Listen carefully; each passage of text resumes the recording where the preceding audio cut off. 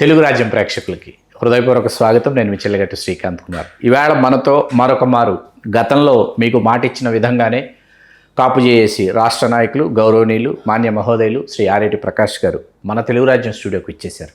నమస్కారం ఆరేటి ప్రకాష్ గారు. నమస్కారం సార్. నమస్కారం ప్రకాష్ గారు. మొన్నటికి మొన్న జనసేన పార్టీ లింగమనేని రమేష్ గారి అభ్యర్థిత్వాన్ని ఖరారు చేసింది రాజ్యసభకి. అయితే కనీ విని ఎరుగని విధంగా సామాజిక వర్గం నుంచి వ్యతిరేకత ఎదురైంది.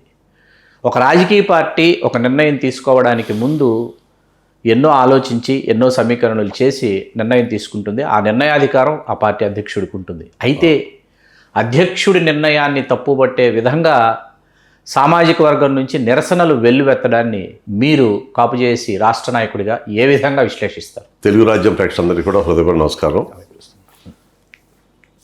ఇప్పుడు ఇది మనం కొంచెం మెరుగుతో ఆలోచించాల్సిన అవసరం ఉంది తప్పనిసరిగా. ఎందుకంటే కమ్యూనిటీ లైన్లో కూడా కాపు చేసుకుని నేను చెప్తానంటే, ఇంతకుముందు కూడా నేను చాలాసార్లు చెప్పాను, ఒక సొసైటీ నష్టం జరిగినా లాభం జరిగినా కూడా తన లాభాన్ని ఆశించకుండా చాలా తొందరగా స్పందించి కులం ఏదంటే కాపు కులం.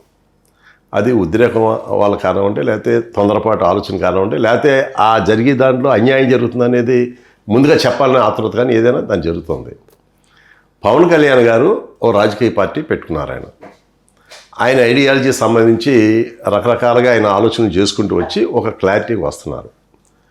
వారు రాజకీయానికి కొత్త కాదు, ప్రజారాజ్యం పార్టీలో చాలా యాక్టివ్ రోల్ ప్లే చేశారు. యువరాజ్యం అధ్యక్షులుగా, స్టేట్ అధ్యక్షులుగా చాలా తిరిగారు. అప్పుడు కూడా జనరల్గా పవన్ కళ్యాణ్ గారిలో ఉన్నదంటే ఈజ్ ఎమోషనల్ పర్సన్. ఆయన మంచి అనుకున్నది మంచి చెప్పడాకే, చెడు అనుకున్నది చెడు చెప్పడా కూడా నిస్సందేహంగా ముందుకు చెప్తుంటారు.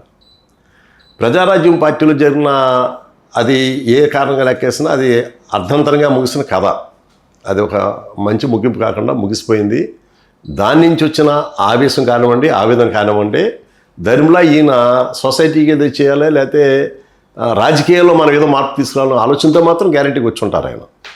అది 2009 నుంచి మనం లెక్కేసుకుంటే 2014 తర్వాత ఆయన రాజకీయ అరంగేట్రం చేసుకుంటూ ఆయన వాచ్, సీ అండ్ డిసైడ్ అనే ఆలోచనలో దాన్ని వీక్షించు, ఆలోచించు, దాన్ని మళ్ళీ ఆచరించనే ధోరణి ఆయన బయటకు వచ్చినట్టు అనిపిస్తుంది నాకు.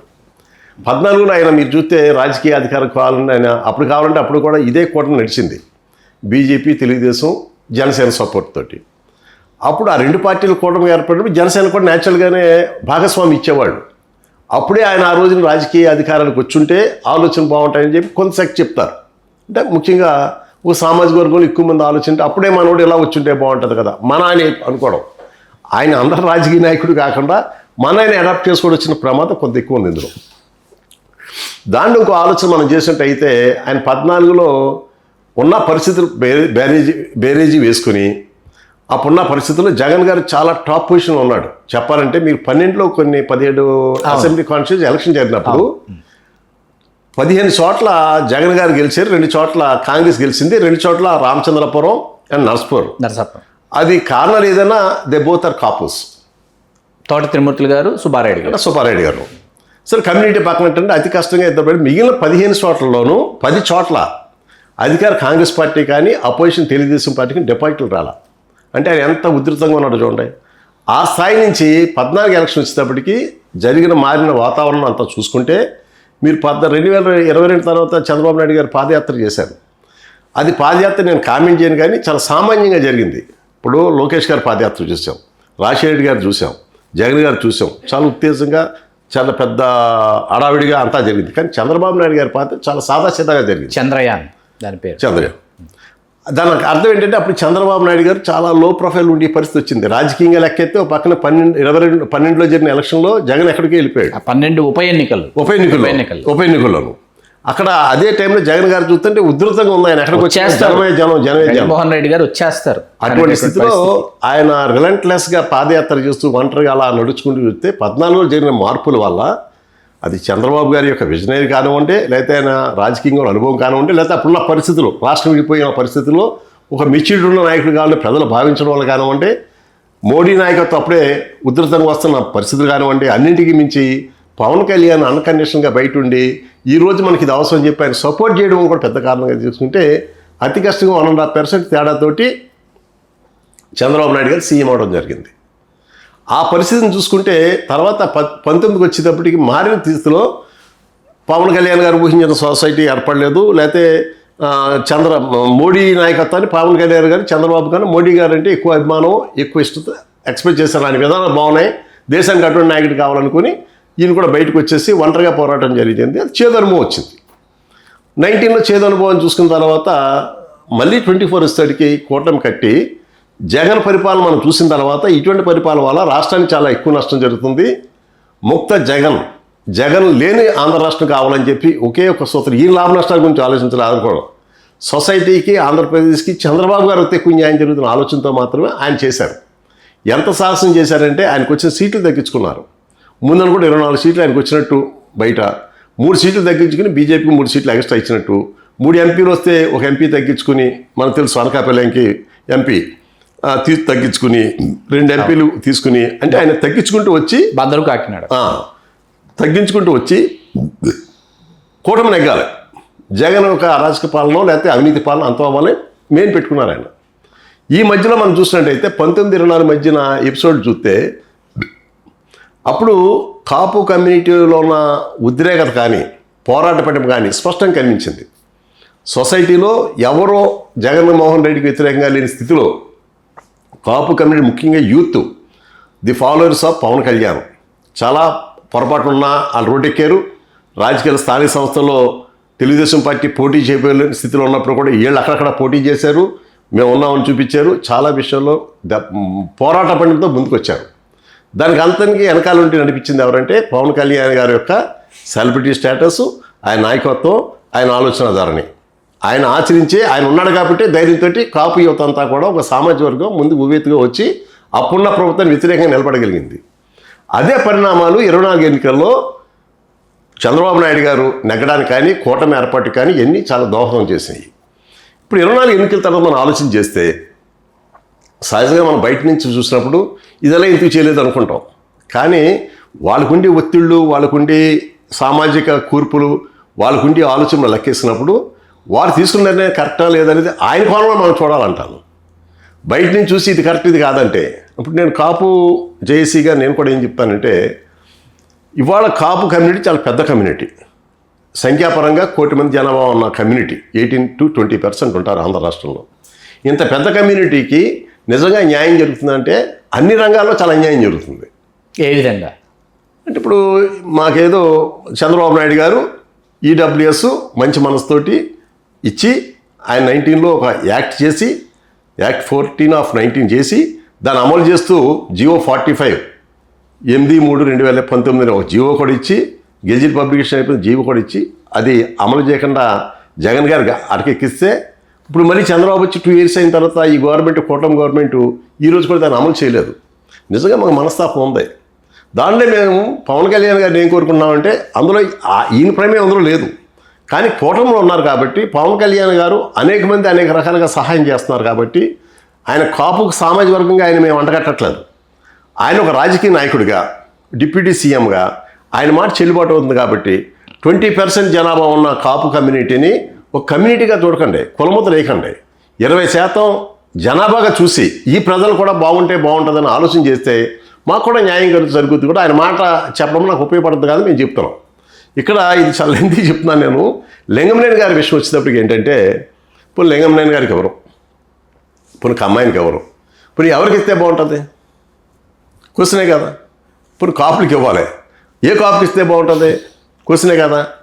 పోని మళ్ళీ కాపుల్లో కూడా పలానాడు నేను ఆర్ఎటి ప్రకాష్ నేను తోపు అనుకుంటాను, నేను తోపు అని ఎలా తెలుస్తుంది? ఇప్పుడు పవన్ కళ్యాణ్ గారికి పరిచయస్తుల్లో ఆయన ఆలోచన ఆయన చేసుకుంటారు. ఆయన శ్రీకాంత్ గారిని ఒక కోణంలో చూస్తారు, ఆర్ఎటి ప్రకాష్ని ఒక కోణంలో చూస్తారు, లేదా కొడుకులు గోవిందుని ఒక కోణంలో చూస్తారు, లేదా హరిప్రసాద్ని ఒక కోణంలో చూస్తారు, లేకపోతే సత్య గారిని ఈ రకరకాలుగా చూస్తారు. చూసినప్పుడు ఆయన క్యాలిక్యులేషన్స్ ఆయనకు ఉంటాయి. అన్ని సామాజిక కోణంలో చూస్తారని అనుకోవడం కూడా తప్పు. అది కూడా ఆయన అలాగే సామాజికంగా చూసినప్పుడు నేను ఇంకో క్వశ్చన్ చెప్తాను. ఇప్పుడు కాపులు ఉన్నారు, జనరల్గా కాపులు వచ్చిన ఇబ్బంది ఏంటంటే గోదావరిలో ఉన్న కాపులు కొంచెం డామినేటింగ్గా ఉంటారు. డామినేటింగ్ పరిస్థితులు అటువంటి ఓపిక, కోరిక, తీరిక 3 ఎక్కువ. అదే కాకుండా పంటల వల్ల, అదే కాకుండా మీరు చెప్పిందే కాకుండా, మీరు చెప్పిన తప్పు అది కాకుండా సంఖ్యాపరంగా చాలా పెద్ద సంఖ్యలో ఉన్నాను. అవును. నేను కంపేర్ టు మీ Chittoor district, when compare to Srikakulam, Anantapuram ఇట్లో కలిపి లేదు ప్రకాష్ గారు, దీంతో నేను ఏకీభవించట్లా. మీరు ఏకీభవించడం కాదు, నేను ఏకీభవించట్లా. ఎందుకు ఏకీభవించట్లేదంటే I'm from Madanapalle, Chittoor, Rayalaseema. I'm from Rayalaseema. ఒక్క ఉమ్మడి చిత్తూరు జిల్లాలో చిత్తూరు, తంబళ్లపల్లి, పుంగనూరు, చంద్రగిరి, పలమనేరు, తిరుపతి, శ్రీకాళహస్తి, ఈ అన్ని నియోజకవర్గాల్లో బలిజిలే నిర్ణయాధికారం, నిర్ణయాత్మక శక్తి బలిజిల. అనంతపురం జిల్లాలో 5 నియోజకవర్గాలు, కడప జిల్లాలో, ఉమ్మడి కడప జిల్లాలో 5 నియోజకవర్గాలు. ఏది 10 నియోజకవర్గాలు ఉమ్మడి కడప జిల్లా అనుకుంటే 5 నియోజకవర్గాల్లో బలిజిల నిర్ణయాత్మక శక్తి. కర్నూలుకు వచ్చేటప్పటికి సాంద్రత తగ్గుతుంది, 3 నుంచి 4 నియోజకవర్గాలు, పాణ్యం, ఆళ్లగడ్డ, నంద్యాల ఇట్లా కనిపిస్తుంది, డోను, బనగానపల్లి ఇవి కనిపిస్తాయి. మళ్ళా మీరు కర్నూలులో నుంచి ప్రకాశం జిల్లాకు వచ్చేటప్పటికి 14 నియోజకవర్గాలు ప్రకాశం జిల్లాలో ఉంటే 6 నుంచి 7 నియోజకవర్గాలు, సగానికి సగం జిల్లా బలిజలు, తెలంగాణలు నిర్ణయాత్మక శక్తి. ఏది ఆ ప్రాంతం. మీరు శ్రీకాకుళం అన్నారు, నేను పాలకొండ వరకు ఒక చరిత్ర పరిశోధకుడిగా పాలకొండ వరకు ప్రయాణం చేసి వచ్చాను. పాలకొండని ఎస్టీ నియోజకవర్గంలో కలిపేశారు. పార్వతీపురం, విజయనగరంలోకి వచ్చేటప్పటికి ఎస్సీ నియోజకవర్గంలో వేశారు. శ్రీకాకుళం జిల్లా రాజాంని ఎస్సీ నియోజకవర్గంగా చేశారు. ఉణుకూరు అనేది కాపుల సంప్రదాయ స్థానం. పాలకొండ కాపులందరూ ఏది మన పాలవలస రాజశేఖరం గారు, సంగమనాయుడు గారు, రుక్మిణమ్మ గారు, విక్రాంత్ గారు, రెడ్డి శాంతి గారు, ఇదొక కుటుంబం. కిమిడి కళా వెంకటరావు గారు ఇంకొక కుటుంబం. కిమిడి వీళ్ళందరూ ఉణుకూరు నుంచి పోటీ చేసేవాళ్ళు. ఉణుకూరు జనరల్ నుంచి ఉణుకూరుని రద్దు చేసేసారు. హెచ్చర్ల ఎస్సీని హెచ్చర్ల జనరల్ చేస్తే మొన్నటికి మన పురంధేశ్వర్ గారు కమ్మ సామాజిక వర్గానికి 74,000 ఉత్తరాంధ్ర బోర్న్ అండ్ బ్రాటప్ కాపులు ఉన్నటువంటి నియోజకవర్గాన్ని పురంధేశ్వర్ గారు కమ్మ సామాజిక వర్గాన్ని కట్టబెట్టుకున్నారు. ఏ సామాజిక సమీకరణ కింద కట్టబెట్టుకున్నారో మనకు అర్థం కాదు. అట్లా తీసుకుంటే కాన్స్టిట్యున్సీ నెంబర్ 1 ఇచ్చాపురం తీసుకుంటే మనకి గుంటూరు నుంచి వెళ్ళిన మండవ వెంకట కృష్ణారావు గారు 4 పర్యాయాలు తెలుగుదేశంలో ఆయన శాసనసభ్యుడిగా కమ్మ సామాజిక వర్గానికి చెందిన వ్యక్తి అక్కడ చేశారు. ఆయన కుటుంబం తప్ప ఇంకో కమ్మ కుటుంబం కనిపించలేదు మనకి ఇచ్చాపురం వెళ్ళేటప్పటికి. తర్వాత చీపురుపల్లికి వచ్చేటప్పటికి 94-99 గద్దిబాబురావు గారు కృష్ణా జిల్లా నుంచి వెళ్ళిన గద్దిబాబురావు గారు తెలుగుదేశం నుంచి ఆయన గెలుపొందారు. ఇక్కడ శ్రీకాకుళం, విజయనగరం, విశాఖ జిల్లాలకు వస్తే ఉత్తరాంధ్రలో కూడా సాంద్రత కనీవి నెరిగిన సాంద్రత, జనసాంద్రత కనిపిస్తుంది, కాపుల సాంద్రత. రాయలసీమ జిల్లాల్లో కూడా ఏంటంటే మీరు చాలా అద్భుతమైనటువంటి అంశాన్ని లేవదీశారు. 82 ఎన్నికల్లో డిసెంబర్లో విజయం సాధించి 1983 జనవరి 9 ఆంధ్రప్రదేశ్ రాష్ట్ర ముఖ్యమంత్రిగా ప్రమాణ స్వీకారం చేసిన నందమూరి తారక రామారావు గారు తిరుపతిలో మిర్యాల వెంకట్రావు గారు ఫిబ్రవరిలో సభ నిర్వహించి బలిజలకు మీరు ఈ స్థానం కేటాయిస్తే బాగుంటుంది, మీరు రాజీనామా చెయ్యండి అని చెప్పి మిర్యాల వెంకట్రావు గారు అల్టిమేటం జారీ చేసి ఎన్టీ రామారావు గారు దానిని చాలా సాదరంగా స్వాగతించి, అవును ఇక్కడ బలిజీలు అనేవారైనా, బలిజీలు కాదు బలిజీలు అన్నారు రామారావు గారి పదవి బలిజీలు, అవును ఇక్కడ బలిజీలు ఉన్నారు మాకు తెలుసు, మొట్టమొదట మేమే వారికి అవకాశం ఇస్తామని ఎన్టీ రామారావు గారు రాజీనామా చేసి గుడివాడ అట్టు పెట్టుకుని డాక్టర్ కత్తుల శ్యామల గారికి ఇవ్వడమే కాకుండా బలిజలకు ఎక్కడెక్కడ మనం అవకాశాలు ఇవ్వచ్చు ఏమిటని వాళ్ళ మీద ఒక అధ్యయనం చేశారు. ఎన్టీ రామారావు గారు అధ్యయనం చేశారు. చేసి ఎన్టీ రామారావు గారు 1985 ఆయన తిరిగి ఎన్నికలకు వెళ్ళేటప్పుడు రాయలసీమ, నెల్లూరు, ప్రకాశం ఒక యూనిట్గా తీసుకుని దర్శి నారపశెట్టి శ్రీరాములు గారు, కావలి బొవ్వల వెంకటనారాయణ గారు, తిరుపతి కోలారాము గారు, కడప డాక్టర్ చెన్నంశెట్టి రామచంద్రయ్య గారు, రాజంపేట బండారు రత్నసభాపతి గారు, బ్రహ్మయ్య గారు 94 బండారు రత్నసభాపతి గారు, అనంతపురం నాయుడు రామకృష్ణ గారు, ఇట్లా 10 స్థానాలు ఇవ్వాలనుకుని 8 స్థానాల వరకు రాయదుర్గం బండి హులుకుంటప్ప గారు ఇన్ని స్థానాలు బలిజలకు ఇచ్చి కోలారామవు గారు మన మువ్వల వెంకటనారాయణ గారు పరాజయం పాలయ్యారు. రెడ్డి రాజకీయం వల్ల పరాజయం పాలై అక్కడ కాంగ్రెస్ పార్టీకి సంబంధించి రెడ్లు అధికారంలోకి వచ్చారు. మిగతా అన్ని చోట్ల రామారావు గారి ఫలితాలు సత్ఫలితాలు ఇచ్చాయి. తెలుగుదేశం పార్టీలో రామారావు గారు ఇవాళకి అనంతపురం 85కు ముందు 85కు తర్వాత రామారావు గారు అవకాశం ఇస్తేనే బలిజలు అక్కడ జయకేతం ఎగురవేసిన పరిస్థితి.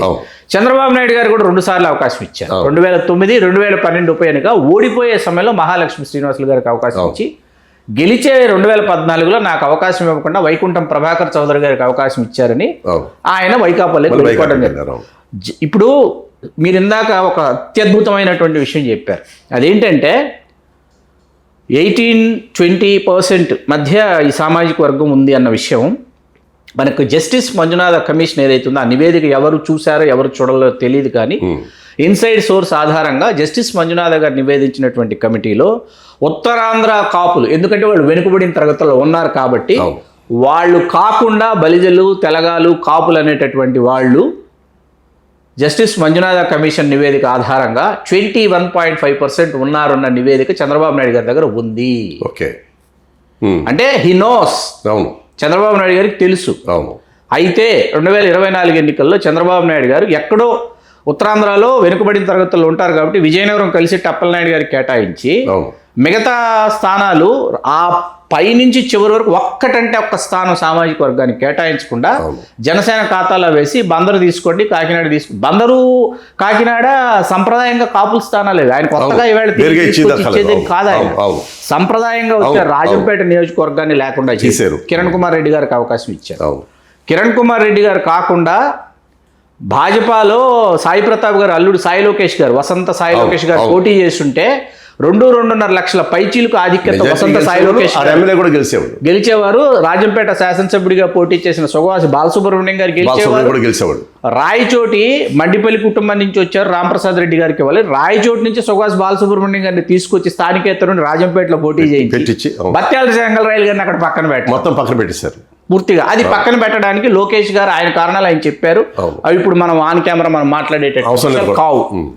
సామాజిక వర్గం ఇది. పవన్ కళ్యాణ్ గారు కూడా ఇటువంటి పదప్రయోగాలే చేశారు. ఏమని గోదావరి జిల్లాలోనే ఉన్నారు అనేటప్పటికి ఏమవుతుందంటే రాష్ట్ర వ్యాప్తంగా ఉన్నటువంటి సామాజిక వర్గం పోటీ చేసేటటువంటి అవకాశాలు ఉన్నాయి. శక్తియుక్తులు, వనరులు అన్నీ వెసులుబాట్లు ఉండి కూడా ఏమవుతుంది, అన్ని రాజకీయ పార్టీలు, అది జగన్మోహన్ రెడ్డి గారు కావచ్చు, చంద్రబాబు నాయుడు గారు కావచ్చు, పవన్ కళ్యాణ్ గారు కావచ్చు, వీళ్ళు ఏం చేస్తున్నారంటే గోదావరి జిల్లాలో ఇచ్చాం కదా, ఉభయ గోదావరి జిల్లాలో ఇచ్చాం కదా అనేటప్పటికీ మిగతా ప్రాంతాల్లో పరిస్థితి అపసవ్యంగా అస్తవ్యస్తంగానే కొనసాగుతూ వస్తోంది. అదే మీరు చెప్పింది. నేను అంటే పూర్తిగా నన్ను మీరు అలాగే చూపించలేదు, మేము పూర్తిగా నేను ఏకీభవించను. అలాగే ఇందులో విషయం ఏంటంటే, చెప్పండి, నేను గోదావరి జిల్లా ఎందుకనంటే గోదావరి జిల్లా కాపులే తూపులు అంటాలేదు. నేను అక్కడున్న కమ్మవారు, క్షత్రియాసు, శెట్టి బలిజ, ఎస్సీసు, కాపులు, మత్స్యకారులు అన్ని కులాలు కూడా అది గోదావరి మహత్యం, మహాతల్లి మహత్యం వల్ల అందరూ బాగుంటాం. అంటే అన్న వస్త్రాలు లోటు లేకుండా లైఫ్ స్టైల్ బాగుంటుంది. మీరు చెప్పిన ఇందాక ఓపిక, కోరిక, విశ్రాంతి అన్నీ ఎక్కువ ఉంటాయి కాబట్టి అక్కడ ఉంటుంది. అంటే వెన్ కంపేర్ టు మీరు చెప్పినది నేను ఒప్పుకుంటాను. ఇప్పుడు నాకన్నా విస్తృతంగా మీరు చరిత్రకారులుగా మీరు చేశారు. నేను అవుట్ ఆఫ్ ఇంట్రెస్ట్, ప్యాషన్ నేను స్టేట్ అంతా కూడా 5-6 సార్లు తిరిగాను. అవును, తెలిసిన మంజునాథ కమిషన్కి కూడా ఉండి 6 నెలల పాటు నేను పూర్తిగా తిరిగి నా సొంత ఖర్చులతో తిరిగి మంజునాథ కమిషన్లో బాగా పనిచేసిన విషయం మీకు తెలుసు. నేనేమంటానంటే గోదావరి జిల్లాలో ఉన్న కొంచెం బాగా బయటకు వచ్చి తత్వం వల్ల కారణం అంటే మీరు చెప్పిందే స్వర్గీయ ఎన్టీ రామారావు నేను కూడా ఒకసారి స్మరించుకోవాల్సిన అవసరం ఉంది. ఖచ్చితంగా 1978లో వెస్ట్ గోదావరిలో ఒకే ఒక కాపు వద్దినేటి సత్యం పాలకొల నుంచి మాత్రం ఎమ్మెల్యే. వద్దినేటి సత్యనారాయణ అంతే, ఇంకా అసలు కాపు లేదు. పాలకొల నుంచి వస్తుంది. 83లో రామారావు గారు 6 సీట్లు ఇచ్చాడు. ఈస్ట్ గోదావరిలో 8 సీట్లు ఇచ్చాడు. అందరూ గెలిచారు. ఫస్ట్ టైము కాపులను కూడా మీరు ఇందాక ఏదైతే విశ్లేషణ చేస్తారో కాపులను ఒక పెద్ద కమ్యూనిటీగా లేకపోతే పెద్ద సామాజిక వర్గంగా ఎక్కువ ప్రజలుగా గుర్తించి ఎక్కువ సీట్లు అటు అనంతపూర్ నుంచి శ్రీకాకుళం దాకా విస్తృతంగా ఇచ్చిన మాట వాస్తవం. ఆయన వలన అలాగే సేమ్ కాపులతో పాటు బీసీల్లో కూడా అటు వెలమలు కానివ్వండి, లేకపోతే కాళింగులు కానివ్వండి, గవర్లు కానివ్వండి, తూర్పు కాపులు యాదవులు కానివ్వండి, పల్లెకారులు కానివ్వండి, మత్స్యకారులు కానివ్వండి, అలాగే పద్మశాలీలు కానివ్వండి, కులాల వారుగా వాల్మీకులు కానివ్వండి, కులాల వారీగా ఒక్కొక్కరిని ఐడెంటిఫై చేసి వీళ్ళకి మనం న్యాయం చేయాలని చెప్పి సోషల్ ఇంజనీరింగ్ అనేది అప్పుడు బాగా జరిగింది. అలాగే లీడర్స్ని కూడా ఆయన విద్యావంతుల్ని, ఇప్పుడు మా మామగారు మెంటే పద్మనాభం గారు భీమవరం మున్సిపల్ కౌన్సిల్గా ఉండేవారు. ఆయన ఎంఏ బిఏలో 20 ఏళ్ళ నుంచి రాజకీయంగా ప్రతిసారి ఆయన ఎంపీ అనేవారు. పేరే మెంటే పద్మనాభం, ఎంపీ అనేవారు. పివి రాజు గారు శిష్యుడు, పివిజి రాజు గారి శిష్యుడు. అప్పుడు ఆయన ఫస్ట్ టైం అవకాశం రావాల్సింది. ఆయన ఏది సరిపోలేదనే దృష్టితో ఆగిపోతే అలా గెంటుకుంటూ వస్తే ఆఖరి రామారావు గారి ద్వారా అలా కళ సాకారం అయింది. ఆయనకి ఎంపీ అయ్యారు. రామారావు గారు చేసిన పని ఏంటంటే మీరు ఎవరినైనా చూడండి, ఆయన టైంలో కొంచెం పర్సనాలిటీ బాగుండి అంటే ప్రజెంటబుల్గా ఉండి ఎడ్యుకేషన్ ఉన్న ప్రతి ఒక్కరికి కూడా సీట్లు ఇచ్చాడు. ఆయన పారామీటర్స్ డబ్బు ఉంది, క్యాస్ట్ ఇవన్నీ కూడా కాదు. ఆ సామాజిక వర్గాల్లో కొంచెం ఎడ్యుకేటెడ్ ఉన్న చూస్తే ఇప్పుడు మీరు చూడండి ఇవాళ కూడా పెద్ద నాయకులు కూడా ఉందో రామారావు గారు టైంలో వచ్చిన ప్రోడక్టే. అవును, ఖచ్చితంగా. చాలా పార్టీల్లో తెలుగుదేశమే కాదు, మళ్ళీ అటు ఇటు మారి కూడా అన్ని పార్టీలు కూడా వాళ్ళే ఉన్నాయి ఈ రోజుకి. అంటే ఇప్పుడు ఆ ఏజ్ 60+ అయిపోతున్నారు కాబట్టి ఇంక ఏజ్ అవుతుంది. సో నేనేమంటానంటే, నేను గోదావరి జిల్లాలే ప్రత్యేకంగా చెప్పడం కాదు, అక్కడున్న సామాజిక పరిస్థితుల్లో అక్కడున్న డామినేటింగ్ కమ్యూనిటీస్ వల్ల, అంటే మీరు గమనించాల్సిన అవసరం అంటే సంఖ్యాబలం ఒకటి సరిపోదు, డామినేషన్ కూడా ఇంపార్టెంట్. డామినేటింగ్ కమ్యూనిటీ, ఆధిపత్య పోరులో విజయం సాధించారు. ఆధిపత్య కులాలు, ఆధిపత్య కుటుంబాలు కులాలే కాదు కుటుంబాలు కూడా. ఆ కుటుంబం మీరు రాయలసీమలో చెప్పినప్పుడు మనం అవునన్నా కాదన్నా కూడా కొన్ని కుటుంబాలకి అందరూ లోపల ఉంటారు అంతే. అవి కొన్ని 2-3 కులాలు ఉన్నాయి అందులోనూ. మిగిలిన కులాలు మనతో పాటు బలిజీలతో పాటు మిగిలిన కులాలు కూడా అలా కిందే ఉన్నాయి. అయితే అక్కడేమవుతుందంటే, అక్కడ బలిజీలు ఎందుకు ఎంకరేజ్ చేయట్లేదంటే, ఈ థర్డ్ ఫోర్స్గా స్టేట్ వైడ్ అంతా కూడా ఇవాళ రెడ్లు, కమ్మవారు, తర్వాత అయితే బలిజీలు కాపులే వస్తారు. సో ఇక్కడ మాకు కాపులు అన్నట్టే మీరు బలిజీలు థర్డ్ ఫోర్స్ కాబట్టి వీళ్ళు ఎదగడానికి మనకి ఇబ్బంది అనుకుని మిగిలిన కులాలని కొంచెం సపోర్ట్ చేస్తున్నారు. అదే మాదిరి కృష్ణా గుంటూరు నుంచి చేస్తే ఇక్కడ కూడా అదే పొజిషన్. అయితే గోదావరి జిల్లాలో ఏంటంటే తప్పనిసరి అయ్యి ఇప్పుడు మీరు సాంప్రదాయంగా వచ్చి కాన్స్టిట్యున్సీస్ అని చెప్పారు, అలా గోదావరి జిల్లాలో సాంప్రదాయంగా వచ్చి కాన్స్టిట్యున్సీ చాలా ఎక్కువ ఉన్నాయి. 100%. అలా మీకు గుర్తుందో లేదో ప్రకాష్ గారు, తూర్పుగోదావరి జిల్లాలో 21 శాసనసభ నియోజకవర్గాలు ఉన్న సమయంలో 12 శాసనసభ నియోజకవర్గాల్లో కాపులు గెలిచినటువంటి సందర్భం ఉంది. 12. అయితే మేము కూడా మాకు వచ్చిన ఇబ్బంది కూడా ఏంటంటే, నేనేమంటానంటే, మీరు ఒకసారి ఇంత కులాల గురించి మాట్లాడే ఉద్దేశం అంటే మనం వేరే టాపిక్లోకి వచ్చి ఇందులోకి వచ్చాము. కులాల గురించి మాట్లాడడం ఉద్దేశం కాదు. రాయలసీమ మీరు తీసుకోండి, కొన్ని జిల్లాల్లో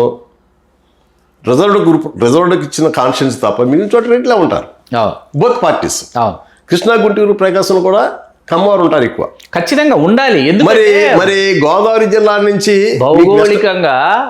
భౌగోళికంగా ఈ భూమండలం మీద ఉమ్మడి గుంటూరు జిల్లాలో 3,50,000 పైచిలుకు ఓటర్లు కమ్మవారే. ప్రపంచవ్యాప్తంగా అంత హ్యూజ్ నెంబర్ కమ్మవారు ఉన్నటువంటి సంఖ్యాపరంగా ఓటర్ల రీత్యా 3,50,000 మంది ఓటర్లు ఒక్క గుంటూరు జిల్లాలో ఉన్నారు. కాబట్టి వాళ్ళ నంబర్ కానీ వాళ్ళ డామినేషన్ కానీ ఖచ్చితంగా గుంటూరు జిల్లాలో ఉంటుంది.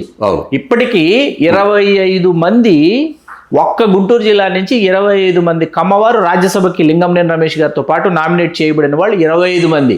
మీరు ఒక్కరంటే ఒక్క కాపు గుంటూరు జిల్లా మీరు అలా అన్నప్పుడు కొన్ని గుంటూరు జిల్లాలో వారికి అలా ఇచ్చారు, కాపులు పక్కన. మరి గోదావరి జిల్లా వెస్ట్ గోదావరి నుంచి శ్రీకాకుళం లెక్కేస్తే 25% వరకు కాపు కమ్యూనిటీ ఉంటుంది. రాజ్యసభకు నామినేట్ అయిన వాళ్ళు కావచ్చు, లోక్సభ సంఖ్య ఖచ్చితంగా ఉంది. వెస్ట్ గోదావరి నుంచి శ్రీకాకుళం దాకా మీకు కృష్ణా నుంచి అనంతపురి తగ్గుతూ ఉంటుంది సంఖ్య, సాంద్రత తగ్గుతుంది. సో మీరు అన్నట్టుగానే ఇప్పుడు కమ్మవారు అక్కడ ఎక్కువ ఉన్నారు, గుంటూరులో ఇచ్చున్నారు. అలాగా గోదావరి జిల్లా నుంచి శ్రీకాకుళం దాకా మరి ఈ కమ్యూనిటీ డామినేషన్ రావాలి కదా, అక్కడ రావట్లా. అక్కడేమవుతుందంటే ఇతర కులాలు అన్నింటిలో పోటీ పెడుతున్నారు. ఎలా పోటీ పెడతారు? ఎలా తీసుకొస్తారంటే ఇక్కడి నుంచి సేఫ్ గేమ్. మీరు చెప్పినట్టుగానే కమ్మవారు అన్నారు కాబట్టి ఈ 3 జిల్లాలో కమ్మవారు డామినేషన్ ఉంటుంది, మిగిలిన జిల్లాలో రెడ్డి డామినేషన్ ఉంటుంది. ఇక్కడ కాపులు ఉండాల్సిన చోట అన్ని కులాలని కూడా కాపులకు పోటీగా తీసుకొచ్చి కాపుల సంఖ్య తగ్గిస్తూ కాపులను బూచిగా చూపిస్తూ, ఒరే బాబు కాపులు అందరూ కూడా మీకు వచ్చే అవకాశాలు తీసేసుకుంటున్నారు. ఏ స్థాయికి వెళ్ళిపోయారంటే రాయలసీమ బలిజీలను కూడా, ఒరే మీకు గోదావరి జిల్లా కాపులు పట్టుకుపోతున్నారు అబ్బాయి, లేకపోతే మేము చేయొద్దు అంటారు. ఇప్పుడు మీరే చెప్పారు కదా, రామారావు గారు చేసిన ప్రయోగం 10 మందికి 80 మందిని తీసుకొచ్చి 80 మందిలో ఇద్దరు ఒకరు ఓడిపోతే మిగతా వాళ్ళు గెలిచారు. 6-7 సీట్లు అక్కడ వచ్చినప్పుడు, తర్వాత 4 సీట్లు వచ్చినప్పుడు దాన్ని ఏదో మంచం గోళ్ళు ఏంటంటే ఇలా చెప్పి ఇలా చూపించి ఒకటి అన్నట్టు ఆఖరికి మీకు తీసుకొచ్చి ఆ తిరుపతి ఎమ్మెల్యే ఒకటి పెట్టి పరిస్థితి. మీకు ప్రకాష్ గారు మీకు తెలియని ఒక నిజం చెప్పనా, ఎన్టీ రామారావు గారు చేసిన ప్రయోగం. ఆయన ఒక ఉప ఎన్నిక, లోక్సభ ఉప ఎన్నికలు వచ్చినప్పుడు 91లో మనకి ఎప్పుడు ఉప ఎన్నికలు వచ్చాయి, 89 తర్వాత ఎన్నికలు వచ్చాయి. ఆయన అందరినీ రిజైన్ చేయించి ఉప ఎన్నిక వస్తే ఎన్టీ రామారావు గారు కాపులకు ఎక్కడివ్వాలి, మనం గుంటూరు, కృష్ణా, ప్రకాశం ఈ సెట్లో తెనాలి తప్ప కాపులకి ఇంకో స్థానం ఇవ్వలేకపోతున్నాం అని చెప్పి తెనాలి ఉమ్మారెడ్డి వెంకటేశ్వర గారు ఎవరో మనకి సింగం బసవపున్నయ్య గారు కాంగ్రెస్ లో ఇంకొక స్థానం ఇవ్వాలని చెప్పి ఎన్టీ రామారావు గారు, మీకు కూడా ఈ విషయం మీ నాలెడ్జ్ లో ఉందో లేదో నాకు తెలియదు, నరసరావుపేట నుంచి అనిశెట్టి పద్మావతి గారిని ఆవిడ చేతి పోటీ చేయించారు రామారావు. గెలిస్తే గెలవని ఆడకూతురు గెలిచి వస్తుంది కాపు మహిళ అని చెప్పేసి ఇట్లాంటి ప్రయోగాలను రామారావు గారు చేశారు. రామారావు గారు సోషల్ ఇంజనీరింగ్ రామారావు టైంలో జరిగినంత అద్భుతం కానీ, అలాగే అన్ని కులాల యొక్క ఒక సాధారణమైన అభిమానంతో అన్ని కులాలను తీసుకుని ఆయన చాలాసార్లు ప్రేక్షకుల దేవుళ్ళు ప్రజల దేవుళ్ళు మాట ప్రజలే దేవుళ్ళు, సమాజమే దేవాలయం, దానికి కట్టుబడి ఉన్నారు ఆయన. కట్టుబడి ఉన్నాడు జీవిత పర్యంతం కట్టుబడి గ్రేట్ మ్యాన్. అంటే ఆయన రాజకీయము తక్కువ ఉండడం వల్ల ఎత్తుగడలు చేయలేకపోవచ్చు, లేకపోతే ఆ నిర్ణయాలు తొందరపాటుగా సడన్గా నిర్ణయాలు తీసుకోవడం వల్ల కొంచెం గందరగోళం ఏర్పడదు తప్ప ఆయన లైఫ్ ఫుడ్ స్టైల్ మనం చూసినట్టయితే రాజకీయాల్లోకి వచ్చిన తర్వాత ఒక బ్రహ్మర్షిలాగానే ఒక నిస్వార్థంగానే ఆయన ఉంటాకే చేశాడు. ఆయన గ్రేట్ మ్యాన్. అందరం కూడా ఆయన అన్ని కులాలను స్మరించుకోవాల్సిన అవసరం ఉన్న మనిషి ఇది తీసేయండి. ఇప్పుడు మళ్ళీ లింగంనేని రమేష్ గారి విషయం వచ్చేసరికి పవన్ కళ్యాణ్ గారు సార్, పవన్ కళ్యాణ్ అనేది తప్పు కాదు. ఎందుకు కాదంటే ఆయన పార్టీ నడుపుకోవడానికి ఆయనకున్న అవకాశాలు కానీ, లేకపోతే రేపు పొద్దున భవిష్యత్తులో ఆయన వ్యూహానికి కానీ తనకు అవసరమైన టీం ఏది ఉపయోగపడుద్దో అది ఆయన నిర్ణయం తీసుకుంటారు. ఆ నిర్ణయం మనం కలెక్ట్ చేసుకోవాల్సిన అవసరం లేదు. ఇప్పుడు మీరే అన్నారు తెలుగుదేశం పార్టీ, నేను తెలుగుదేశం పార్టీ చాలా ఆనెస్ట్గా బాగా పనిచేశాను. నేను పనిచేసిన విధానం లోకేష్ గారి దృష్టిలోను చంద్రబాబు గారి దృష్టిలో కూడా ఉంది అప్పుడు బిఫోర్ ఎలక్షన్స్. ఆఫ్టర్ ఎలక్షన్ నేను వారిని కలవడానికి అవకాశం రాలేదు. దాని రిగ్రెట్స్ కూడా ఎందుకంటే వాళ్ళు బిజీగా ఉన్నారు. మనలాంటి వాళ్ళని గుర్తించే స్థాయి ఆయనకి లేదు, వాళ్ళకు లేదు. కాబట్టి నేను కూడా దాన్ని అనుకోవట్లా. నేను నా కమ్యూనిటీ తరపుని నేను మొత్తం రాష్ట్రం అంతా తిరిగాను. నాతో పాటు ఆకుల రామకృష్ణ గారు కొన్ని ప్రాంతాల్లో, వాసిరెడ్డి యేసుదాస్ గారు కొన్ని ప్రాంతాల్లో, కాపు కమ్యూనిటీ తరపున కాపు చేస్తారు విస్తృతంగా మీటింగ్ వేసి కనీసం ఒక 40-50 ప్రెస్ మీట్లు పెట్టి మేము ముగ్గురు, నేను తొందరగా అయితే 10,000 కిలోమీటర్లు దాటి సంవత్సరంలో తిరిగి ఉంటాను. దాస్ గారు కానీ, యేసుదాస్ కానీ, లేకపోతే రామకృష్ణ కూడా వాళ్ళు కూడా 3-4 వేల కిలోమీటర్లు నాతో పాటు తిరిగి ఉన్నారు. అలాగే నేను స్టేట్ వైడ్ ఒక సర్వే చేసి ఆ రిపోర్టు మన లోకేష్ గారికి ఇవ్వడం జరిగింది. ఆల్మోస్ట్ 80% అందులో ఉన్న పేర్లే ఉన్నాయి తెలుగుదేశం క్యాండిడేట్కి సంబంధించి. సో నేను అద్భుతంగా చేశాను, నన్ను గుర్తించలేదని నేను అనుకోవడం వల్ల అది నా వివేకం. వాళ్ళకు ఉండే ఆలోచనలు, వాళ్ళకి సంబంధించి ఎవరిని ఎక్కడ ప్లేస్ చేయలేదు, అలా ఆలోచనలు అలా ఉంటాయి. మరి ఆరేడి ప్రకాష్ గారి కానీ, ఆకుల రామకృష్ణ గారిని కానీ, వాసిరెడ్డి యేసుదాస్ గారిని కానీ ఎందుకు కనీసం ఆంధ్రప్రదేశ్ రాష్ట్ర కాపు సంక్షేమ కార్పొరేషన్ చైర్మన్గా మీ ఎవరి పేర్లు అసలు పరిశీలనలో కూడా ఎందుకు రాలేదు? అంటే నేనేమంటాను, ఇప్పుడు ఇంతకుముందే చెప్పాను మీతోటి. ఎలా అంటే నేను చాలా అద్భుతంగా పనిచేసి నేను ఫీల్ అయితే కాదు, నేను పనిచేసింది వారు గుర్తించాలి. ఒక లీడర్ యొక్క, ఒక నిజమైన లీడర్ యొక్క తత్వం ఎక్కడ ఉండదని. నేను 14 గంటలు 16 గంటల పని చేస్తే నా అవుట్పుట్ నా ఒక్కడిదే వస్తుంది. కానీ సరైన లీడర్ ఏంటంటే the leader should identify the right person and put the right person in the right place. ఒక రైట్ పర్సన్ ఐడెంటిఫై చేయడం ఒక మార్గం అయితే ఆ మనిషి ఎక్కడ పని చేస్తే బాగుంటుందని నిర్ణయం చేసుకోవడం కూడా ఉంటుంది. ప్రతి లీడర్ కూడా విజన్ ఉంటుంది. పైగా వాళ్ళు ఎంత స్టేట్మెంట్లు ఎన్ని రకాలుగా ఇచ్చినా ఆంతరంగికంగా వాళ్ళు రకరకాలుగా ఆలోచన చేసుకుంటూనే ఉంటారు. ఇది ఈ పొజిషన్ తిరిగితే బాగుంటుందని. అందులో ఇంతమందిని రాష్ట్ర వ్యాప్తంగా చూసినప్పుడు వాళ్ళు బ్యారేజ్ చేసినప్పుడు వాళ్ళ అంచనాలు వేరుగా ఉంటాయి. ఒక్కోసారి వాళ్ళు పక్క వాళ్ళ మాటలు ఇన్ఫ్లుయెన్స్ అవ్వచ్చు. లేదండి అతను ఈ పొజిషన్ కాదు, లేకపోతే అతను మొన్నే వచ్చాడు, లేకపోతే ఇలా చేసాడు, అది కానీ చెప్పొచ్చు. సో అది ఇప్పుడు లింగంనేని రమేష్ గురించి మనం డిస్కస్ చేస్తున్నాం. మరి చంద్రబాబు నాయుడు గారు కూడా 3 ఎంపీలు ఇచ్చారు కదా, మరి అందరూ హ్యాపీ ఫీల్ అవుతున్నారా? దానిలో కాపు ఉన్నారు కదా, అందులో కాపు ఇచ్చారు కదా సతీష్ గారు. అలాగే చర్చకే రావట్లేదు అసలు ఆ విషయం చెప్పట్లేదు కదా. పోనీ ఇక్కడ ఈయన ఎవరైపోయాడు, అక్కడ ఇచ్చాడు. సానా సతీష్ గారు, నేను ఇంకో మాట చెప్తాను. సానా సతీష్ గారు రాజకీయంగా చాలా తక్కువ పీరియడ్ ఉన్నా కూడా ఇవాళ నేను ఆయన 2-3 సార్లు ఆయనతో ఇంటరాక్ట్ అయి ఉన్నాను. ఈజ్ వెరీ నైస్ పర్సన్, చాలా డౌన్ టు ఎర్త్ ఉంటారు. విషయాన్ని అర్థం చేసుకుని దాన్ని ప్రజెంట్ చేసి దాన్ని సాల్వ్ చేయడానికి ఆయన తక్కువ అనుభవంలో ఎక్కువ ఎఫర్ట్స్ పెడుతున్నారు. ఇవాళ మనం గర్వపడాల్సిందంటే ఇప్పుడు మనం ఇక్కడ చెప్తున్నాం, ఇవాళ తెలుగుదేశం పార్టీలో కాపు కమ్యూనిటీ నుంచి సానా సతీష్ గారు అత్యంత గౌరవప్రదమైన స్థితిలో ఉండటమే కాకుండా ప్రభావవంతమైన స్థితిలో ఆయన ఉన్నారు. అది మనం గర్వపడాలి కదా. గమని వాళ్ళు ఏమైనా కాంటే సతీష్ గారు ఏమైనా పని ఉందంటే ఆయన దగ్గరికి వెళ్తే తప్పనిసరి సాల్వ్ చేయడానికంటే తెలుగుదేశం అధిష్టానంతో మాట్లాడి ఏమంటే ఈ ఇబ్బంది ఉంది, ఇది చేస్తే బాగుంటుందని చెప్పేసి అనే స్థితిలో ఆయన ఉండాలంటే మనం గర్వపడాలి కదా. సరే కాపులకి న్యాయం జరుగుతుందని నేను చెప్పట్లా. తెలుగుదేశం పార్టీలో ప్రజారాజ్యం జనసేన పార్టీలో ఉన్న కాపు యూత్ ఎక్కువ మంది ఉన్నారు. మెచ్యూర్డ్ లీడర్స్ ఎక్కువ మంది కాపు కమ్యూనిటీ నుంచి తెలుగుదేశం పార్టీలో ఉన్నారు. చాలా కాలం ఆనెస్ట్గా ఎటువంటి సెల్ఫ్లెస్ సర్వీస్ చేసుకుంటూ చాలా కాలం నుంచి ఉన్న కాపులందరూ నిర్లక్ష్యానికి గురి చేయబడ్డారు, లేకపోతే వాళ్ళు అవకాశాలు కల్పించలేదు. దానికి కారణం ఏంటి? ఎక్కువ మంది కాపుల్ని చంద్రబాబు నాయుడు గారు మీరు ఏ ఉద్దేశంతో అనుకున్నారో తెలియదు కానీ ఎక్కువ మంది కాపుని జనసేన నుంచి అకామిడేట్ చేయడం వల్ల ఇక్కడ జనసేనలో కాపులు కూడా దేర్ నాట్ హ్యాపీ. గమ్మత్ ఏంటంటే ఇవాళ ఉన్న పదాలు మనం క్యాస్ట్ గురించి ఓపెన్గా మాట్లాడాల్సిన పరిస్థితి వచ్చింది. ఎందుకంటే పవన్ కళ్యాణ్ గారిని టార్గెట్ చేస్తూ ఆయన కూడా పదే ఈ విషయాలు మాట్లాడాల్సి వస్తుంది. కాబట్టి మన బొట్టోళ్ళు ఎవరో దీని మీద మాట్లాడితే బాగుంటుందని నేను మాట్లాడమే, కమ్యూనిటీ గురించి చెప్పడం కాదు. ఎక్కువ మంది కాపు కమ్యూనిటీని అకామిడేట్ చేసింది జనసేన పార్టీ. అందులో Kapu community they are not happy. వాళ్ళ ఉద్దేశం ఏంటి? ఆర్ఎడి ప్రకాష్కి ఇస్తేనే నా వరకు నేను గొప్ప. నాకు ఇవ్వకపోతే పబ్లిక్ కాదు, నాకు ఇవ్వాలి. సో నాకు ఇచ్చినప్పుడు శ్రీకాంత్ గారు ఎంత ఇష్టపడతారు. ఇదేదో ముద్రగడ పద్మనాభం గారి స్కూల్కి దగ్గరగా ఉంది. నా కోపం వస్తే జాతికి మొత్తం కోపం రావాలి, నేను విశ్రాంతి తీసుకుంటే జాతి మొత్తం విశ్రాంతి తీసుకుని రిలాక్స్ అవ్వాలన్నట్టుంది. అలా ఎందుకుంటాడు కానీ అంటే ఆయన ఎన్నెన్ని తీసుకున్నా సొసైటీకి వచ్చిన నష్టం ఎక్కువ నష్టం ఆయన జరిగింది. నేనేమో నాకు చాలా దగ్గరగా ఆయనతో ఆర్థికంగా, ఆరోగ్యపరంగా, నాకు ఎప్పుడు గౌరవం ఉంటుంది, రాజకీయంగా అన్ని విధాలుగా ఆయన అంటే నాకు ఎప్పుడు గౌరవం ఉంటుంది. నా మాటలకి మోటివేట్ అయ్యి ఆయన ఉద్యమం చేశాడు కాబట్టి ఆల్వేస్ ఆయన అంటే నాకు గౌరవే, దాంట్లో కాదు. ఆయన నిర్ణయం వల్ల ఆయన ఎక్కువ నష్టపడిపోతారు, ఆయన ఎక్కువ నిజంగా నష్టపోయారు. సొసైటీలో తెలియక ఆయన గురించి కామెంట్ చేస్తారు, అది టూ మచ్. ఉద్యమం ఎలా జరిగిందో చాలా మంది తెలియదు, ఎవరో ఆల్రెడీ చెప్పిన మాట ఇచ్చుకుని ఏదో కొట్టేసి రకరకాలు చెప్పారు, టూ మచ్ అది. అలాగే పవన్ కళ్యాణ్ గురించి కూడా మిస్అండర్స్టాండ్ చేసుకుని ఇప్పుడు ఈ డిస్కషన్ అంతా కూడా ఆయన నిజంగా ఆయన అంటే ప్రకాష్ గారు ఇక్కడ ఏంటంటే ఇందాక మనం కొత్తపల్లి సుబ్బారెడ్డి గారి ప్రస్తావన వచ్చింది. అవును, నేను ఇందాక ఏమన్నా ఆరేడు ప్రకాష్ గారిని కానీ, ఆకుల రామకృష్ణ గారిని కానీ, వాసిరెడ్డి యేసుదాస్ గారిని కానీ ఎందుకు ఆంధ్రప్రదేశ్ రాష్ట్ర కాపు సంక్షేమ కార్పొరేషన్ చైర్మన్లుగా తెలుగుదేశం పార్టీ పరిగణలోకి తీసుకోలేదు? మన అధికారంలోకి వస్తా మన అధికారంలోకి రావడానికి మీ వంతు పాత్ర మీరు సామాజిక వర్గాన్ని ఒక మూడ్లో ఉంచి కూటమికి ఓటు వేయాలని చెప్పి ఓట్లని మీరు ఇటు బదలాయించడంలో మీ పాత్ర చాలా ఉంది, కాదనట్లా. ఇక్కడ ఏమైందంటే కొత్తపల్లి సుబ్బారెడ్డి గారు జనసేనలో ఉన్నారు, ఆయన ఆంధ్రప్రదేశ్ రాష్ట్ర కాపు సంక్షేమ కార్పొరేషన్ చైర్మన్. అట్లాగే పవన్ కళ్యాణ్ గారి అధ్యక్షుల వారికి రాజకీయ కార్యదర్శి అయిన శ్రీ పిడుగు హరిప్రసాద్ గారు శాసన మండలికి ఆయన నామినేట్ చేయబడ్డారు. ఆయన ఈ సామాజిక వర్గం. వీళ్ళ మీద ఈ సామాజిక వర్గానికి అందాల్సినటువంటి ఫలాలో ప్రతిఫలాలో అందించడంలోనో అందజేయటంలోనో ఎందుకు ఈ జన సైనికులు కానీ లేకపోతే వీర మహిళలు కానీ ఈ సామాజిక వర్గానికి చెందిన వాళ్ళు ఎందుకు వీళ్ళ మీద ఒత్తిడి తీసుకున్నారో నాకు అర్థం కాదు. వీళ్ళు జనసేనలోనే కదా ఉన్నారు, హరిప్రసాద్ గారు జనసేనే, సుబ్బారెడ్డి గారు జనసేనే. అంటే ప్రతిదీ జిందా తిలిస్మాతలాగా పవన్ కళ్యాణ్ గారి పూనుకోవాలి, పవన్ కళ్యాణ్ గారి చేయాలి, పవన్ కళ్యాణ్ గారి పిలిచి మాట్లాడాలంటే ఆయన ఆంధ్రప్రదేశ్కి ఉప ముఖ్యమంత్రి అనే విషయం, ఒక 5 శాఖలకి ఆయన బాధ్యతాయుతమైనటువంటి రాష్ట్ర మంత్రి అనే విషయం మర్చిపోతున్నారు. మర్చిపోయి ఆయన సామాజిక వర్గ ప్రతినిధిగానే ఆయన ఆ కోణంలోనే దర్శిస్తున్నారు ఈ సామాజిక వర్గం. ఇది ఎంతవరకు సబబని నేను మిమ్మల్ని ప్రశ్నించడం. గ్యారంటీగా అది అంటే అది నేను చెప్పేది అదే. ఇప్పుడు మన కమ్యూనిటీలో ఉన్నది ఏంటంటే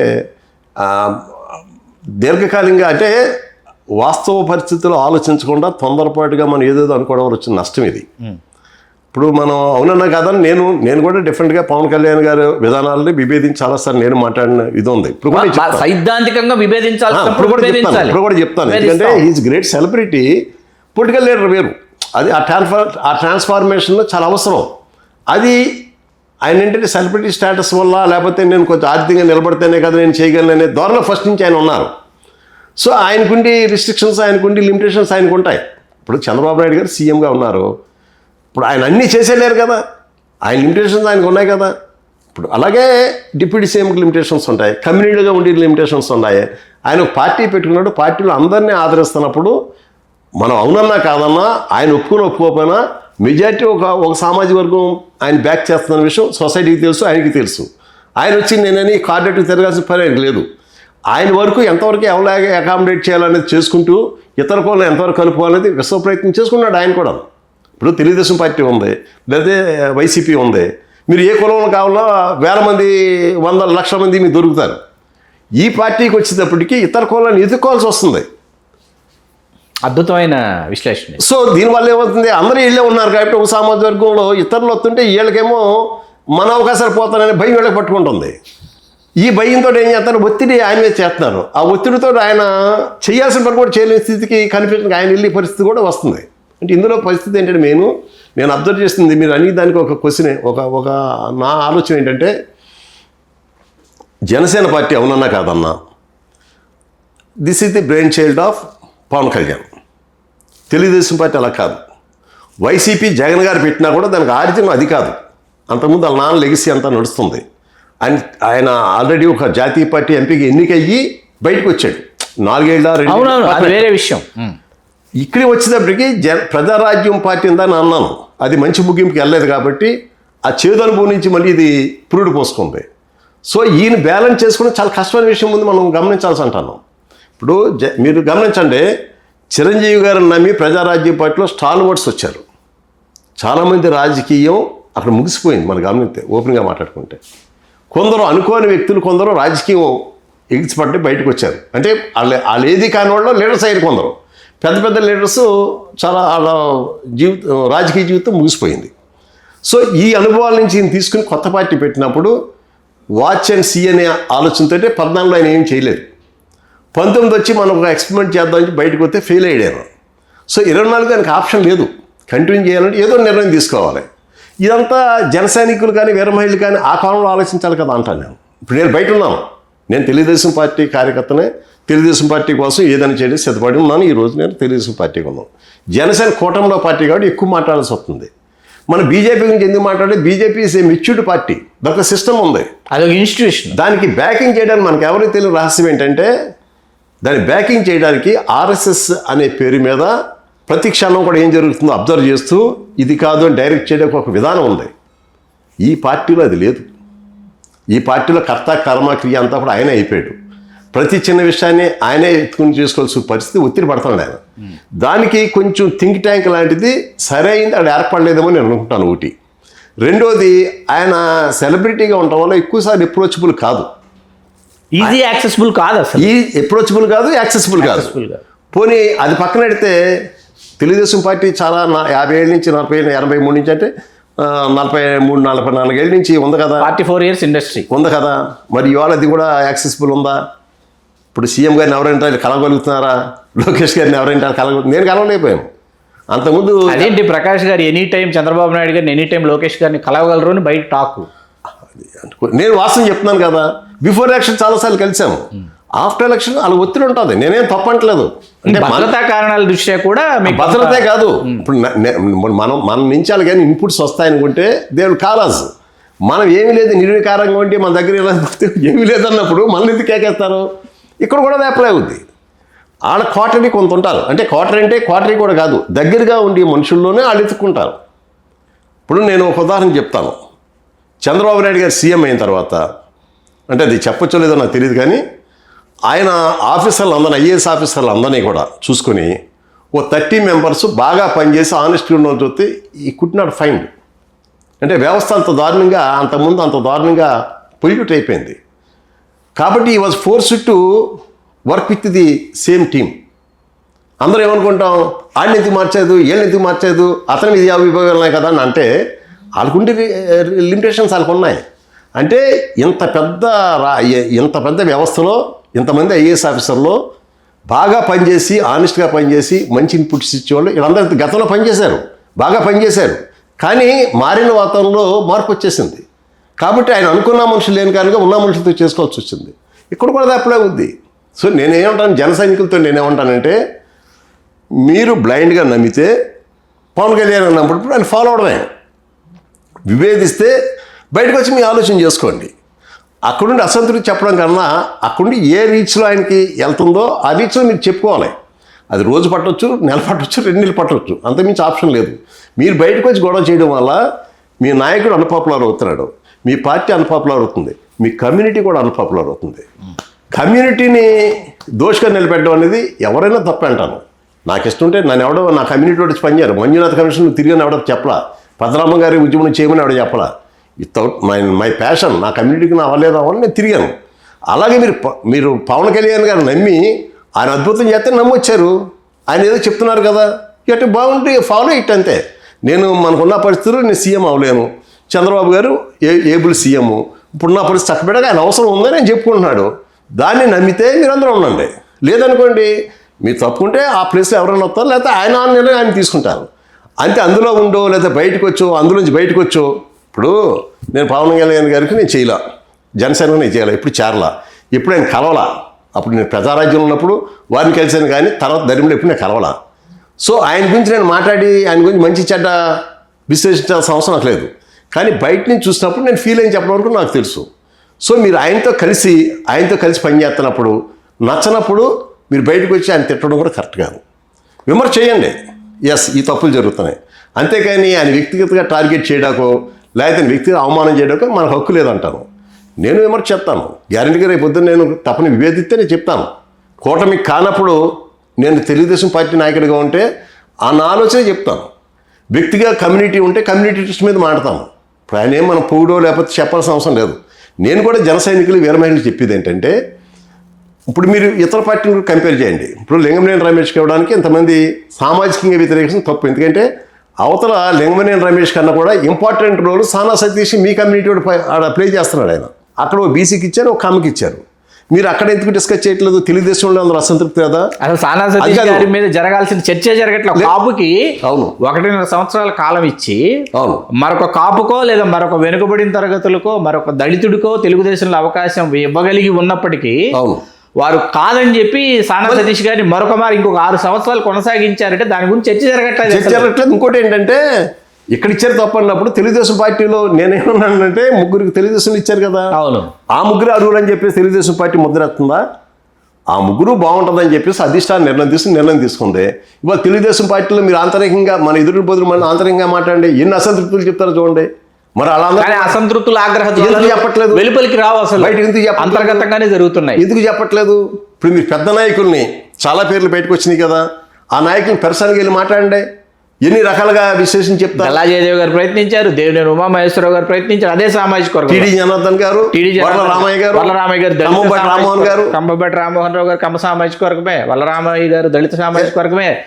మళ్ళా రాయలసీమ జిల్లాల నుంచి ఏఎస్ మనోహర్ గారి పేరు ఒక దశలో పరిశీలన, గోగిశెట్టి నరసింహారావు గారి పేరు ఒక దశలో పరిశీలనకు వచ్చింది. ఇస్తే ఎట్లా ఉంటుంది కాదని చెప్పి మళ్ళీ సానా సతీష్ గారి వైపే మొగ్గు చూపారు.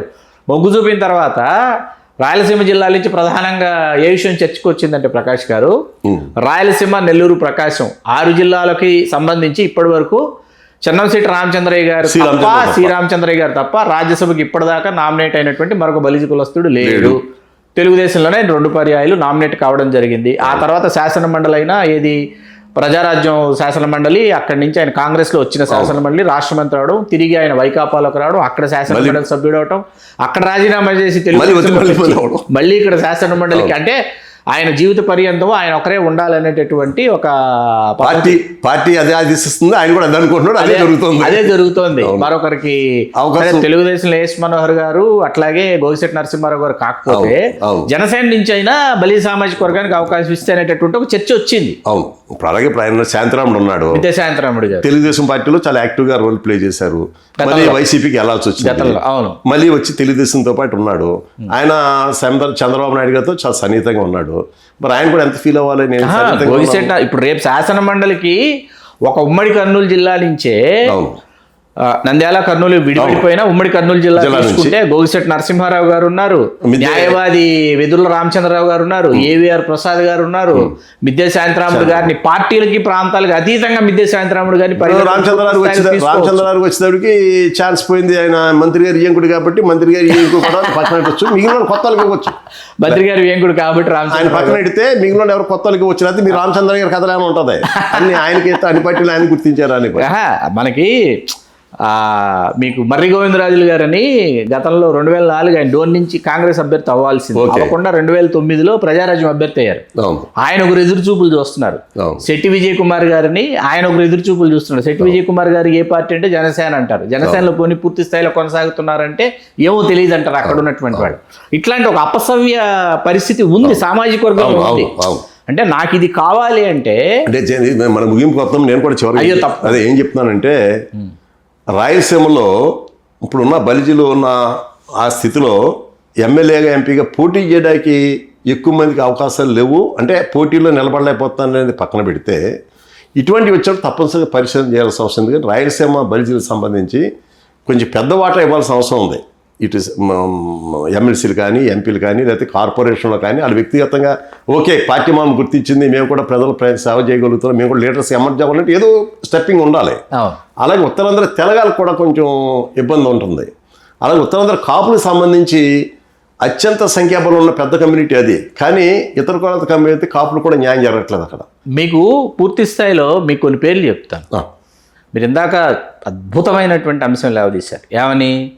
పోటీ చేసేటటువంటి అవకాశం లేనప్పుడు మేధావుల్ని, విఘ్నుల్ని, రాజకీయ సేవకులు రాజకీయంగా తీసుకురావాలి, వాళ్ళని శాసన మండలికి ఎంపిక చేసి వాళ్ళ సేవలు కార్పొరేషన్లు కానీ మనం శాసన మండలి అనుకుందాం, రాజ్యసభ దాకా అవసరం లేదు. శాసన మండలి అనుకుంటే మా కడప జిల్లా నుంచి ఉపాధ్యాయుల నియోజకవర్గం శాసన మండలికి పసుపులేటి భుజంగరావు గారని ఒకరిని తీసుకున్నారు. తర్వాత మీకు ఇప్పుడు గుర్తు చేస్తారు, తోట పాంచజన్యం గారు 3 పర్యాయాలు శాసనమండలి సభ్యుడు. తోట పాంచజన్యం పాంజన్యం గారు చాలా కాలం. సూదాబత్తుల నాగేశ్వరరావు గారు ఒకరు, కృష్ణా జిల్లా నుంచి ఒకరు, మన కైక్లూరు సూదాబత్తుల నాగేశ్వరరావు అడ్వకేట్. తర్వాత శ్రీకాకుళంకి వెళ్తే అక్కడ గార శ్రీరామూర్తి గారిని ఒకరు, సీనియర్ జర్నలిస్ట్ కాదు, ఒక గార శ్రీరామూర్తి గారిని ఒకరు, సిద్ధాంతం శ్రీకాకుళం జిల్లా సిద్ధాంతం నుంచి. త్రిపురాల వెంకటరత్నం గారి తండ్రి గారి త్రిపురాల రాఘవదాస్ గారిని శాసనమండలి తీసుకుంటే మనకి ఈ నేను చెప్పిందే జరిగింది. ఇప్పుడు అటు రాయలసీమకు ఉత్తరాంధ్రలో కానీ వాళ్ళకి అవకాశం ఎక్కడ జరిగింది, అవకాశం అది చేయాలంటున్నాను, అది జరగాలి. ఇప్పుడు చంద్రబాబు నాయుడు గారితో బిఫోర్ ఎలక్షన్స్ మేము కమ్యూనిటీ తరఫున మీటింగ్ అయింది. అప్పుడు నాకు అనుకోకుండా మాట్లాడే అవకాశం వస్తే నేను క్లియర్గా చెప్పాను, మా జిల్లాలో కొంత పోరాడుతున్నాం, అన్ని కులాలతో పోరాడి మేము కొన్ని సీట్లు తెచ్చుకుని మేము నిలబడుతున్నాం. రాయలసీమలో చాలా ఇబ్బంది ఉంది, సంఖ్యాబలంగా ఉండి అక్కడ చాలా అన్యాయం జరుగుతుంది.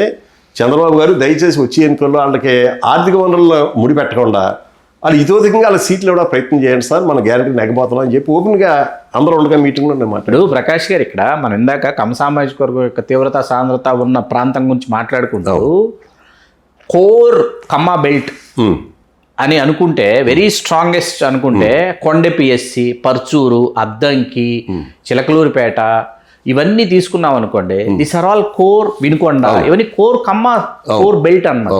ఇక్కడ ఎవరు వేరే సామాజిక వర్గాన్ని తీసుకొచ్చి, ఇప్పుడు కొండపి ఇవాళ ఎస్సీ రిజర్వ్డ్ నియోజకవర్గం అయినప్పటికీ కొండపి మొత్తం ఆ కింద మండలాలు మొత్తం కమ్మ సామాజిక వర్గం యొక్క ఆధిపత్యంలోనే కొనసాగుతాయి.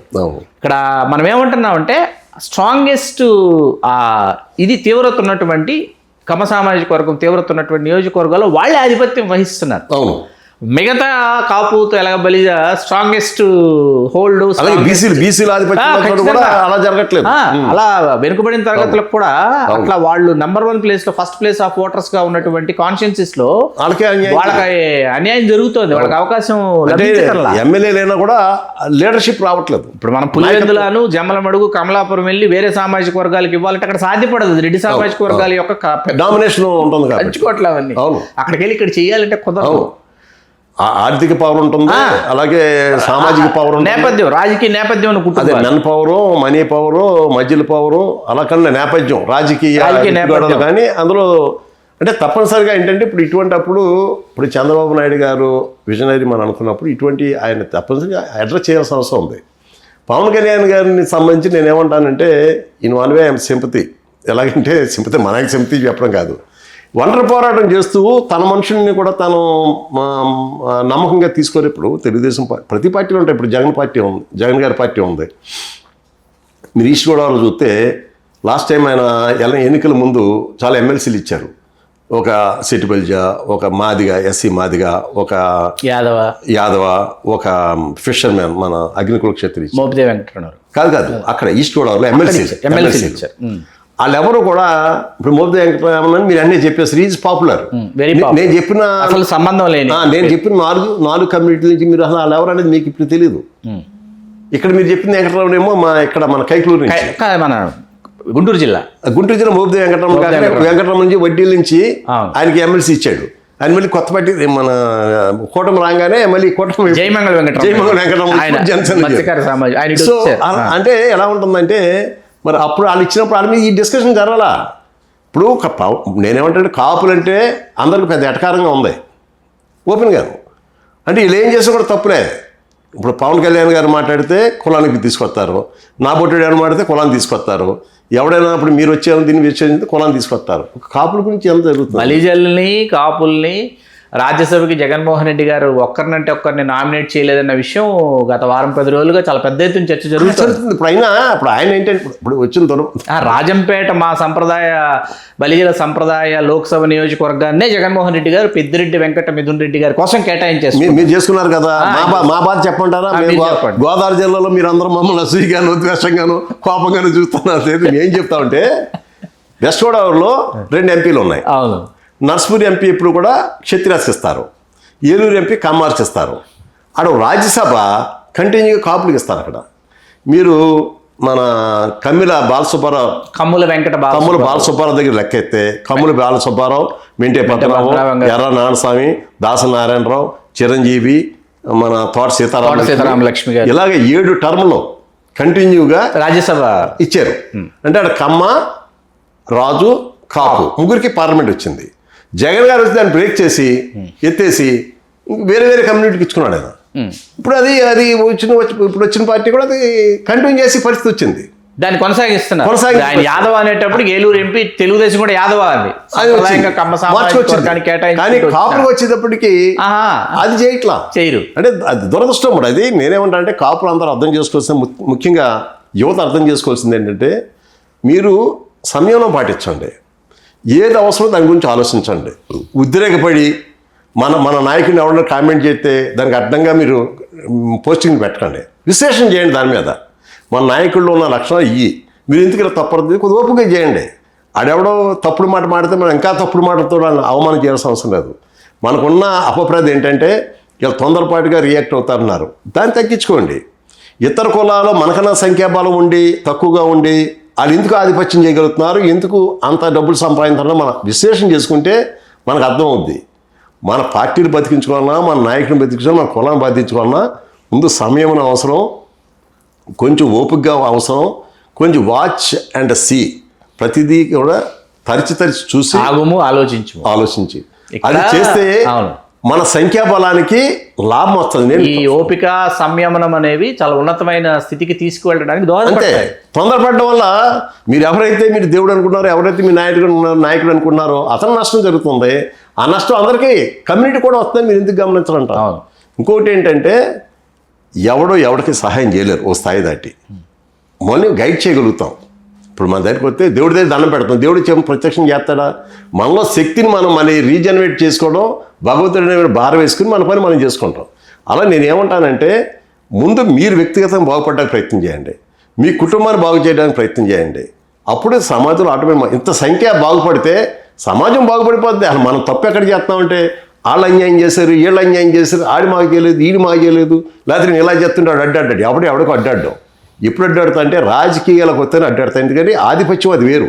మీరు ఆర్థికంగా పెరగండే, మిగిలిన మన చేతికి వస్తాయి. దయచేసి మేము నందం కోరేది ఏంటంటే జనసేన నాయకుడు మీకు సేఫ్గా ఉండాలి, ఆయన గౌరవం పొందాలంటే ముందు మన ఆలోచనలు ఆయన కింద ఉన్న వాళ్ళు. ఇప్పుడు ఆయన 100% కరెక్ట్గా ఆలోచించి మనం చెప్పలేము. He's a human being, moreover is emotional personality.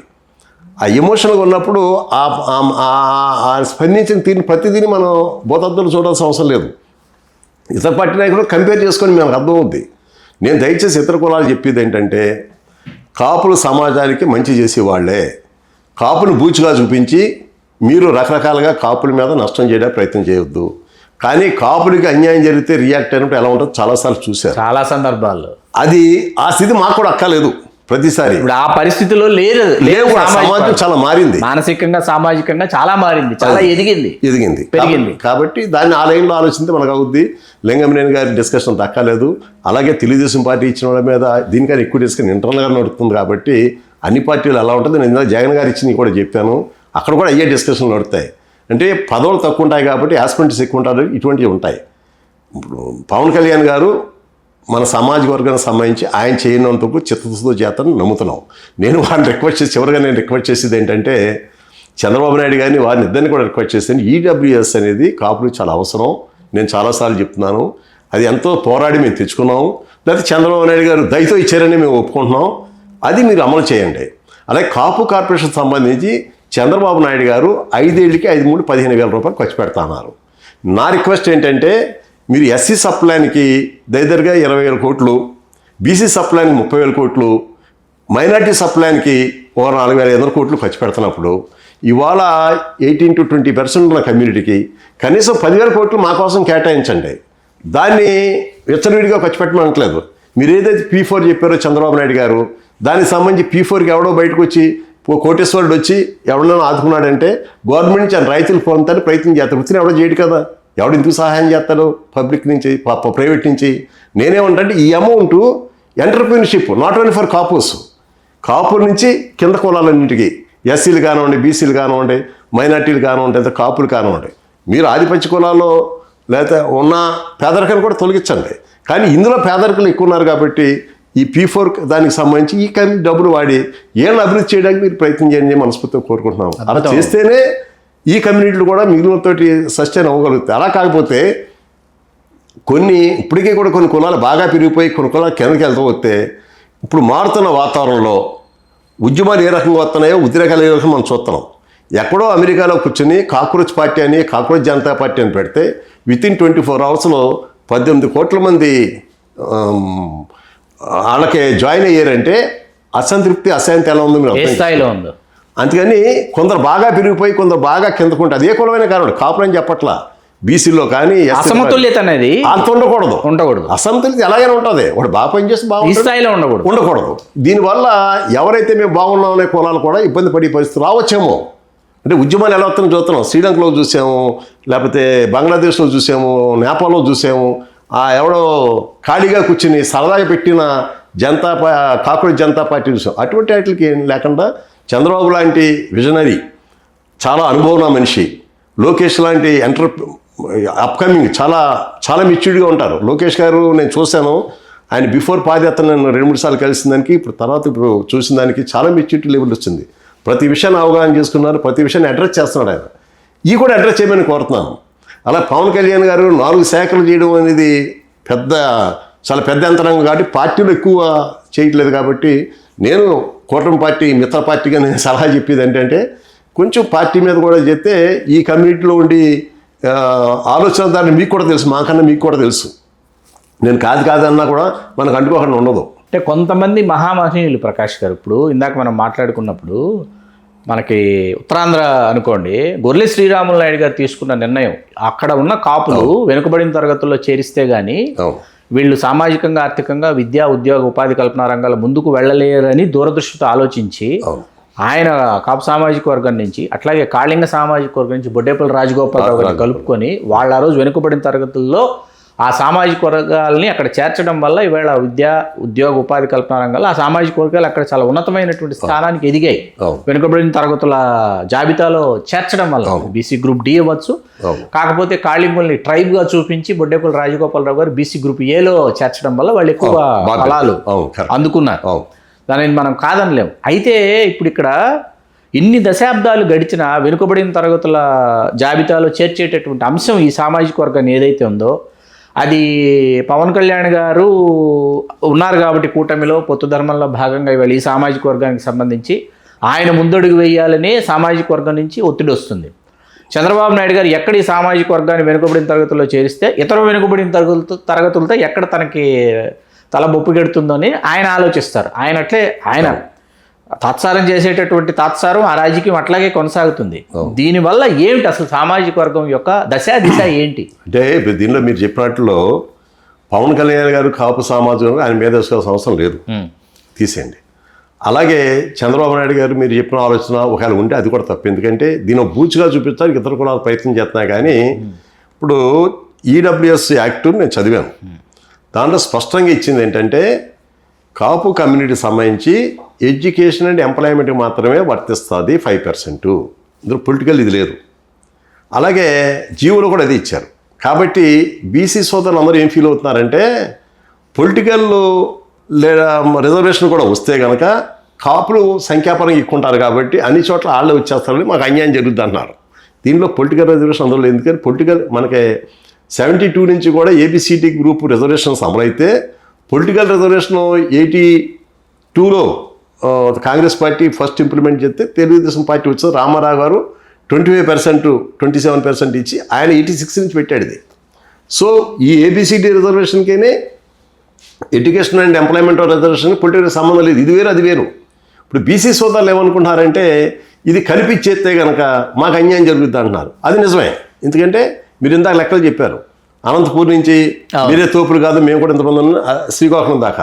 So న్యాచురల్గా స్థానిక సంస్థల్లో రిజర్వేషన్ అలా ఉన్నప్పుడు కాపులు ఎక్కువ మంది తీసుకునే అవకాశం ఉంది. కాబట్టి చంద్రబాబు నాయుడు గారు చాలా టాక్ట్ఫుల్గాను ఆలోచన పరంగానే ఆయన ఈ రెండింటికే పరిమితం చేశారు. కాబట్టి బీసీ సోదరులు దీనికి సంబంధించి అలా ఆలోచించాల్సిన అవసరం లేదు. ఒకటి అలాగే ఏ పొలిటికల్ పార్టీ కూడా దీన్ని బూచిగా చూపించి అన్యాయం జరుగుతుంది కూడా అనుకోకలేదు. అది భ్రమ అంతే, అది కేవలం అలా ఉండదు. ఎందుకు చెప్తున్నానంటే ఇప్పుడు మొన్న ఎన్నికలు జరిగినప్పుడు కొన్ని సామాజిక వర్గాలు కలవో, అది ఈ సామాజిక ఆ సామాజిక కలవదని చెప్పారు. మరి 95% కాపులు ఎలా చేశారు? కాపులు వేసిన పార్టీకి ఇతర కులాలు ఎందుకు వేశారు? అలా అది ఉండదు. అది కేవలం మనం అనుకుంటున్నాం అంతే. అందుకని చెప్పేసి దాని గురించి అసలు ఆలోచించాలని పని లేదు. అలాగే ఇతర కులాలకు సంబంధించిన అసలు భయపడాల్సిన అవసరం ఎందుకు భయపడక్కర్లేదంటే కాపులకు ఇచ్చే రిజర్వేషన్లో రెగ్యులర్గా ఉన్న రిజర్వేషన్ కాకుండా వేరుగా వచ్చి ఈడబ్ల్యూఎస్ ఇస్తున్నారు కాబట్టి దాంట్లో వాళ్ళు ఎవరు భయపడాల్సిన అవసరం లేదు.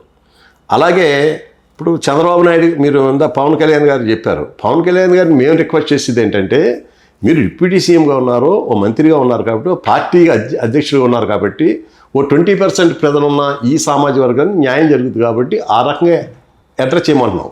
చంద్రబాబు నాయుడు గారిని మేము కోరేది ఏంటంటే మీరు ఏదైతే ఇచ్చారో ఇప్పుడు మా పోరాటం బట్టి ఇవ్వలేకపోని మీరు సాధారణంగా ఆలోచించి కాపులకు నిజంగా అన్యాయం జరుగుతుంది, కాపులు ఈ రకంగా ఉన్నారు, వాళ్ళకి ఏదో చేస్తే బాగుంటుంది అన్నారు కాబట్టి అది మీరు అమలు చేయాల్సిన బాధ్యత కూడా మీ మీద ఉందని నేను గుర్తు చేస్తున్నాను. మీరు చేస్తే వాళ్ళకే పోనీ నేను అడిగిన 10,000 కోట్లు కాకపోతే మీరన్న 5 ఏళ్ళకి 15,000 కోట్లు కాకుండా కనీసం సంవత్సరం 5,000 కోట్లు ఇవాళ ఈ బడ్జెట్లో అదే పెద్ద అమౌంట్ కాదు. ఇప్పుడు విషయం ఏంటంటే దీన్ని గందరగోళం చేస్తున్నారు. ఇప్పుడు ఇంత బడ్జెట్లో ఒక ఆంధ్రప్రదేశ్ రాష్ట్రానికి సంబంధించి ఉన్న బడ్జెట్ కన్నా కూడా మనం విడిపోయిన తర్వాత అంతంత బడ్జెట్ మనకు వచ్చేసింది. ఈ బడ్జెట్లో 5,000 కోట్లు సంవత్సరానికి పెద్ద ఇష్యూ కాదు, ఒక పెద్ద కమ్యూనిటీని అడ్రస్ చేయడానికి. అందుకే ఆ మాదిరి ఆలోచన చేయమని చెప్తున్నాం. అలాగే నేను జన సైనికులు కానీ లేకపోతే కార్యకర్తలు కానీ లేకపోతే తెలుగుదేశం పార్టీలో కాపులు కూడా మనవి చేసేది ఏంటంటే తెలుగుదేశం పార్టీలో ఉన్న కాపులు చాలా అసంతృప్తితో ఉన్నారు. ఎందుకంటే కొన్ని పేర్లు కూడా అనుకున్నాం మనం. వీళ్ళందరూ నిజంగానే చాలా ఆనెస్ట్గా పనిచేశారు. వాళ్ళందరికీ న్యాయం చేయడానికంటే ఇన్ని పదవులు ఉండవు కాబట్టి పంచుకోవడంలో అన్యాయం జరుగుతుంది. కానీ అయినప్పటికీ కూడా చంద్రబాబు నాయుడు గారు తప్పనిసరిగా తెలుగుదేశం పార్టీ ఉన్న కాపులకు సంబంధించి కూడా ఆలోచన చేయాల్సిన అవసరం ఉంది. ఒకవేళ చంద్రబాబు నాయుడు గారు కాకపోతే అందరూ ఏమనుకుంటున్నారంటే ఇప్పుడు ఈ జరుగుతున్న ఎక్కువ అపాయింట్మెంట్లో తెలుగుదేశం పార్టీకి సంబంధించి లోకేష్ గారు యాక్టివ్ రోల్ ప్లే చేస్తారని ఎక్కువ మంది అనుకుంటున్నారు. నాకైతే తెలియదు కానీ ఇవన్నీ కూడా ఎక్కువ లోకేష్ గారే చూస్తున్నారని ఎక్కువ అనుకుంటున్నారు. కాబట్టి లోకేష్ గారు కూడా మనసు పెట్టాల్సిన అవసరం ఉంది. ఎందుకంటే ఇంత పెద్ద కమ్యూనిటీని అడ్రస్ చేసేటప్పుడు తప్పనిసరిగా కొంత ఉదారంగా ఉండాల్సిన అవసరం ఉంది. వాళ్ళకి ఎక్కడ జరిగింది అనేది. ఇంకా గతంలో ఇంకొక మాట చెప్పుకోవాలంటే 2019లో 2019 జగన్ పార్టీ దగ్గర 36 సీట్లు కాపులకు ఇచ్చారు. 6 ఎంపీ సీట్లు ఇచ్చారు. అదే జగన్మోహన్ రెడ్డి గారు 14లో 19కి వచ్చేటప్పటికి అది 33కి తగ్గింది. ఎమ్మెల్యేలు ఎంపీలు వచ్చి 3కి తగ్గింది. తర్వాత కొంచెం తగ్గించారు కానీ ఇప్పుడు కూడా సంఖ్యాపరంగా తెలుగుదేశంతో కంపేర్ చేస్తే చాలా ఎక్కువ ఇచ్చారు. తెలుగుదేశంతో పోలిస్తే చాలా ఎక్కువ ఇచ్చారు. అయినప్పటికి కూడా ఓడించారు. అయినప్పటికి కూడా జరుగుతున్న పరిణామంలో ఓ సోషల్ రెస్పాన్సిబిలిటీగా కాపులందరూ ఏకగ్రీవంగా పవన్ కళ్యాణ్ గారు లీడ్ తీస్తున్నారు. పక్కన కాపులు కూడా ఆలోచించి ఈ కమ్యూనిటీ ఏకమొత్తంగా ఇప్పుడున్న పరిణామంలో చంద్రబాబు నాయుడు గారి నాయకత్వంలో రాష్ట్రం బాగుపడుతుంది, అందరికీ బాగుంటుందని ఉద్దేశంతో చేశారు. కాబట్టి ఆ మాదిరి కూడా మీరు ఆలోచించాల్సిన అవసరం ఉంది. ఇప్పుడు మా మీద సింపతితోడే కాదు, మేము బాధ్యతాయుతంగా వ్యవహారం చేసినప్పుడు మమ్మల్ని కూడా బాధ్యతగా మీరు తీసుకోవాలి కదా అంటున్నాను. తీసుకుని కొంచెం న్యాయం చేయమని కోరుతున్నాను. కాబట్టి ఈ పార్టీ కాపులు ఇందులో పెద్దగా మనం గందరగోళం పడాల్సిన అవసరం ఏం లేదు. మనకున్న అవకాశాలు కొన్ని అవకాశాలు తగ్గుతాయి, పెరుగుతాయి.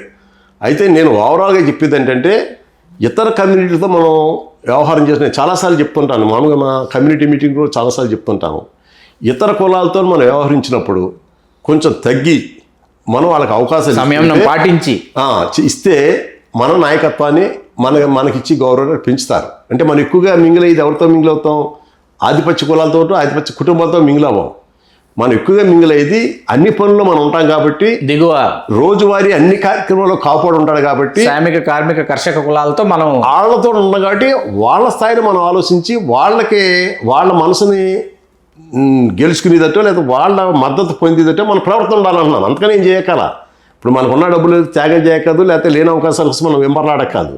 మనకున్న స్థితిలో వాళ్ళతో సోషల్ యాక్టివిటీలో మనం వాళ్ళందరితోటి మింగిల్ అయి ఉంటే కనుక తప్పనిసరిగా ఇతర కులాల కన్నా కాపుల్ని మాత్రం నేను ఘంటాపథంగా చెప్తాను. మన ఆలోచన సార్లు మారితే ఇతర కులాల కన్నా కూడా కాపుల్ని మాత్రమే అన్ని కులాలు కూడా అభిమానించే రోజు వస్తుంది. దానికోసం వెయిట్ చేయండి అంతే తప్ప మా నాయకుడికి ఎలా జరిగింది లేదా మా నాయకుడు ఎలా చేశాడు, మా నాయకుడు ఈ నిర్ణయం తీసుకున్నాడు కాబట్టి మాకు నచ్చడం లేదు లేదా నాకు అన్యాయం జరిగిపోయింది. ఓకే, ఇప్పుడు పవన్ కళ్యాణ్ గారు ఉన్న శక్తులని పెట్టేసి బోడి పదవులు తెస్తే ఎంతమందికి ఇవ్వగలుగుతాడైనా? సో కేవలం ఈ కమ్యూనిటీకి మిగిలిన కమ్యూనిటీలో ఆలోచన ఎలా ఉంది? ఇప్పుడు మనమే అన్ని సామాజిక వర్గాలు కలిస్తేనే కదా రాజకీయ పార్టీ. అంతే కదా. ఇప్పుడు 20% కాపులు వేస్తే నెగ్గేస్తే ఇప్పుడు పవన్ కళ్యాణ్ గారి దాకా ఎందుకు? అంతకుముందు చాలా ప్రయోగాలు జరిగినాయి కదా, ఎప్పుడు సీఎం అయిపోతారు. అది కాదు. అందుకని మనం ఏంటంటే కొంచెం బ్రాడర్గా ఆలోచించమని కోరుతూ మరి తప్పనిసరిగా భవిష్యత్తు మనకు మంచి భవిష్యత్తు ఉంది. ఉభయ గోదావరి జిల్లాలకు చెందినటువంటి ఆరేడు ప్రకాష్ గారు రేపు జరగబోయేటటువంటి మంత్రివర్గ విస్తరణలో అంబేద్కర్ కోనసీమ జిల్లా నుంచి, కోనసీమ ముఖద్వారమైన కొత్తపేట నుంచి బండారు సత్యానందరావు గారికి అవకాశం కల్పించాలని కాపు సామాజిక వర్గం అక్కడ చాలా పెద్ద ఎత్తున నిన్నదిస్తోంది. అది మీ వరకు వచ్చిందో రాలేదో నాకు తెలియదు. ఎందుకంటే 7 నియోజకవర్గాల్లో ఉన్నటువంటి ఏకైక కాపు బండారు సత్యానందరావు గారు, and also he belongings from Telugu Desam party. 8 ఎన్నికలు చేశారు, ఒక్కసారి మాత్రమే ప్రజారాజ్యం పార్టీ అభ్యర్థిగా గెలిచారు. మిగతా అన్ని ఎన్నికలు ఆయన తెలుగుదేశం పార్టీ అభ్యర్థిగానే వెళ్ళారు. తెలుగుదేశం పార్టీలోనే ఆయన గెలుపొందడం జరిగింది. ఈ అంశం మీ దాకా వచ్చిందా రాలేదా? వస్తే అవకాశం ఉంటుందని అనుకుంటున్నారా? ఇందులో విషయం ఏంటంటే బండారు సత్యనారాయణ గారు చాలా సౌమ్యుడు, మీరు చెప్పినట్టుగా అన్ని అర్హతలు ఉన్నవాడు. 8 ఎలక్షన్లో ఫేస్ చేయడం మాటలు కాదు. పొలిటికల్ 4 సార్లు ఓడిపోయి 4 సార్లు నెగ్గాడు ఆయన. వరుసగా 8 ఎన్నికలు. 8 ఎన్నికలు అంటే సామాన్య విషయం కాదు. ఆయన అంటే అబోవ్ రిచ్, అంటే అబోవ్ యావరేజ్ ఫ్యామిలీ. ఆయన కోటాను కోట్లు ఖర్చు పెట్టి అయినప్పుడు కూడా అంకిత భావంతో ఆ కాన్షియన్స్ వదలకుండా నిరంతరం, అంటే ఆయన 32 ఇయర్స్ ఏజ్ నుంచి ఈ రోజు దాకా కూడా పార్టీని అంటుకుని, అంటే ప్రజారాజ్యం అనేది అది వేవ్ అందరూ అంటే వంగా గీత గారును, తోట త్రిమూర్తులు గారు, జ్యోతుల నెహ్రూ గారు వెళుతున్నారని చెప్పి బండారు సత్యానందరావు అందరూ వీళ్ళని కాదు. వెస్ట్ గోదావరి ఉంది అప్పుడు. నిజం చెప్పాలంటే వెస్ట్ గోదావరి అధ్యక్షుడు, తెలుగుదేశం అధ్యక్షుడు కొత్తపల్లి సుబ్బారాయుడు, ఈస్ట్ గోదావరి జ్యోతుల నెహ్రూ, వైజాగ్ ఏమో గంటా శ్రీనివాసరావు. ఇలాగ శ్రీకాకుళం కూడా ఎవరో కాపుకి ఇచ్చారు, శ్రీకాకుళం, విజయనగరం. ఇలా వరుసెట్టి అందరూ కాపులు ఉంటే వీళ్ళందరూ కూడా ఎవరికి వాళ్ళందరూ మొత్తం సర్దుకు నిలిపారు. అంటే అదొక వేవ్, అది ఉప్పులా వచ్చి పడ్డది, దానికి ఎవరేం చేయలేరు. కానీ సత్యానందరావు మీరు చెప్పిన విషయంలో చాలా సౌమ్యుడు, అర్హుడు. విషిట్ అంటే వచ్చిన ఇబ్బంది అంటే తెలుగుదేశం పార్టీ అందరూ కూడా సీనియర్సే ఉన్నారు. ఇప్పుడు గంటా శ్రీనివాస్ గారు ఉన్నారు, లేకపోతే ఆయన కళా వెంకటరావు గారు ఉన్నారు, రాజప్ప గారు ఉన్నారు, జ్యోతుల నెహ్రూ గారు ఉన్నారు, సత్యానందం గారు ఉన్నారు, ఇంకెవరు ఆల్ ఆర్ వెరీ. ఇంకెవరో ఇప్పుడు రామానాయుడు గారు ఆల్రెడీ రామానాయుడు గారు ఇక్కడ ఉన్నారు. రామానాయుడు గారిని, నారాయణ గారిని అలాగే మినిస్టర్ పక్కన ఏడైపోతే బొండా ఉమా ఉన్నాడు. నేను తెలుగుదేశం బొండా ఉమా ఉన్నాడు, ఆయన సీనియరే. ఒకసారి అంతకుముందు ఒకసారి నెగ్గినా కూడా వదలకుండా పార్టీని పట్టుకుని ఇక్కడ పోరాడుతూ ఉన్నాడు. సెంట్రల్ విజయవాడ లాంటి ప్లేస్ లో, విజయవాడ సెంట్రల్ 3 ఎన్నికలు ఫేస్ చేశాడు. 2019 ఎన్నికల్లో కేవలం 25 అది మాయ అంటారు, 25 స్వల్పోట్ల తేడా. అది కాదు, మాయ అంటారు. అది ఆ రిజల్ట్ ఎవరికి తెలియదు, అది ఏదో జరిగింది ఎవరికి తెలియదు. కానీ అక్కడ కూడా ఆయన చాలా పోరాటంగానే ఉంటాడు. వీళ్ళందరూ కూడా అనుకునే అంటున్నాను, అందరూ సత్యానందాన్ని మీరు చెప్పింది డెఫినెట్గా కోనసీమకు సంబంధించి. అంటే కోనసీమ కాపులు దీన్ని ఆకాంక్షిస్తున్నారు. 7 నియోజకవర్గాల్లో, అమలాపురం లోక్సభ నియోజకవర్గంలో ఉన్న 7 శాసనసభ నియోజకవర్గాల్లో ఒకే ఒక కాపు ఉన్నటువంటిది కొత్తపేట శాసనసభ నియోజకవర్గం. అదే కాకుండా ఇప్పుడు మీరు గుర్తు చేస్తే నాకు తెలిసి ఇప్పుడున్న కోనసీమ జిల్లాకు సంబంధించి ఇప్పుడు కూడా ఎవరో కాపులు మంత్రి అయినట్టు లేరు. గతంలో అయ్యారు. ఎవరయ్యారు? మెట్ట సత్యనారాయణరావు గారు గతంలో అమలాపురం అది మళ్ళీ ఎస్సీ అయిపోయింది. అది రామచంద్రపురం నుంచి ఇప్పుడు ఎస్సీ రిజర్వ్డ్. రామచంద్రపురం ఏమో బీసీ. ఇప్పుడు వాసంశెట్టి సుభాష్ గారు గతంలో ఆయన రాలేదు. ఇప్పుడు వాసంశెట్టి మెట్ట సత్యనారాయణ గారు చేశారు. మెట్ట సత్యనారాయణరావు అమలాపురం ఒకటి చేశారు. మీరు చెప్పింది న్యాయమైన ఆలోచనే. ఆయన అర్హుడు కూడా, ఎందుకంటే సామ్యుడు, చాలా ఫ్రెండ్లీగా ఉంటాడు, చాలా డౌన్ టు ఎర్త్ ఉంటాడు, చాలా ఓపుమంతుడు. అంటే నేను చెప్పాను కదా, నాకిస్తే అంటే స్థాయి. ఇప్పుడు నేను చెప్పిన పేరు అన్నీ కూడా చాలా మిచ్యూర్డ్ నాయకుడు కన్నా లక్ష్మీనారాయణ గారు. అంటే కన్నా లక్ష్మీనారాయణ కాంగ్రెస్ లో సుదీర్ఘకాలం వచ్చినా కూడా గుంటూరు జిల్లాలో సత్తెనపల్లిలో ఆయన తెలుగుదేశం ఉన్నారు కాబట్టి ఇచ్చి తీరాలి అనేటటువంటి సత్యానందరావు గారు కాలేదు ఇప్పటి వరకు. అవును, సత్యానందరావు కానీ వాళ్ళ గ్యారంటీగా సత్యానందరావు గారు మీరు చెప్పింది నేను పూర్తిగా 100% ఏకీభవిస్తున్నాను. అలాగే కోనసీమకు సంబంధించి అక్కడ కమ్యూనిటీ చాలా కాన్సన్ట్రేషన్ ఉంటుంది. ఇప్పుడు ఏది తిన్నా ఎక్కువగా గమ్ముని రోడ్డెక్కి ముందు కోనసీమ వస్తారు. మేమందరం ఆచి తీసి వస్తాం, అలా ముందు గమ్మును అడుగు ముందుకు వేస్తుంటారు పాపం. అలా చాలాసార్లు వాళ్ళు ఇరుక్కుపోయిన పరిస్థితులు కూడా ఉన్నాయి. నాకు మా మైదుకూరులో బలిజిలోను అమలాపురంలో కాపుల్ని చూస్తే చాలా సామ్యాలు ఎలా ఉంటాయంటే ముందు కొట్టేసి తలపాకలు కొట్టేసి తర్వాత ఇప్పుడు కూర్చొని మాట్లాడుకుంటా. నేనే ఉంటానంటే అంత పని కూడా చేయరు. ఇప్పుడు వచ్చిన మాది ఏంటంటే ఇప్పుడు ఈ సందర్భంలో ఒకటి చెప్తున్నాను. స్టేట్ వైడ్ మీరు లెక్కెత్తే కాపులు నృత్యనే చెప్తారు. మన నాయకులు కూడా, రాజకీయ నాయకులు కూడా చెత్త మాటలు మాట్లాడుతున్నారు. పెద్ద నాయకుడు కాపుల గురించి చాలా లూజ్గా మాట్లాడతారు. తప్పది. ఎందుకంటే పెద్ద నాయకులు మాట చెప్తున్నాను, నేను పేర్లు చెప్పడం అనవసరం.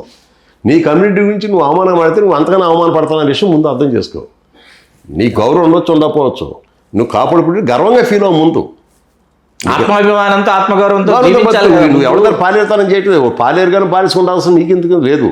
నేనేమంటానంటే కాపులకు సంబంధించి ఏదైనా స్టేట్ వైడ్ చూసుకోండి, ఎక్కువ క్రైమ్ చేసింది చూడండి, పెద్ద క్రైమ్లు చేసిన కమ్యూనిటీలో బయట తీయండి.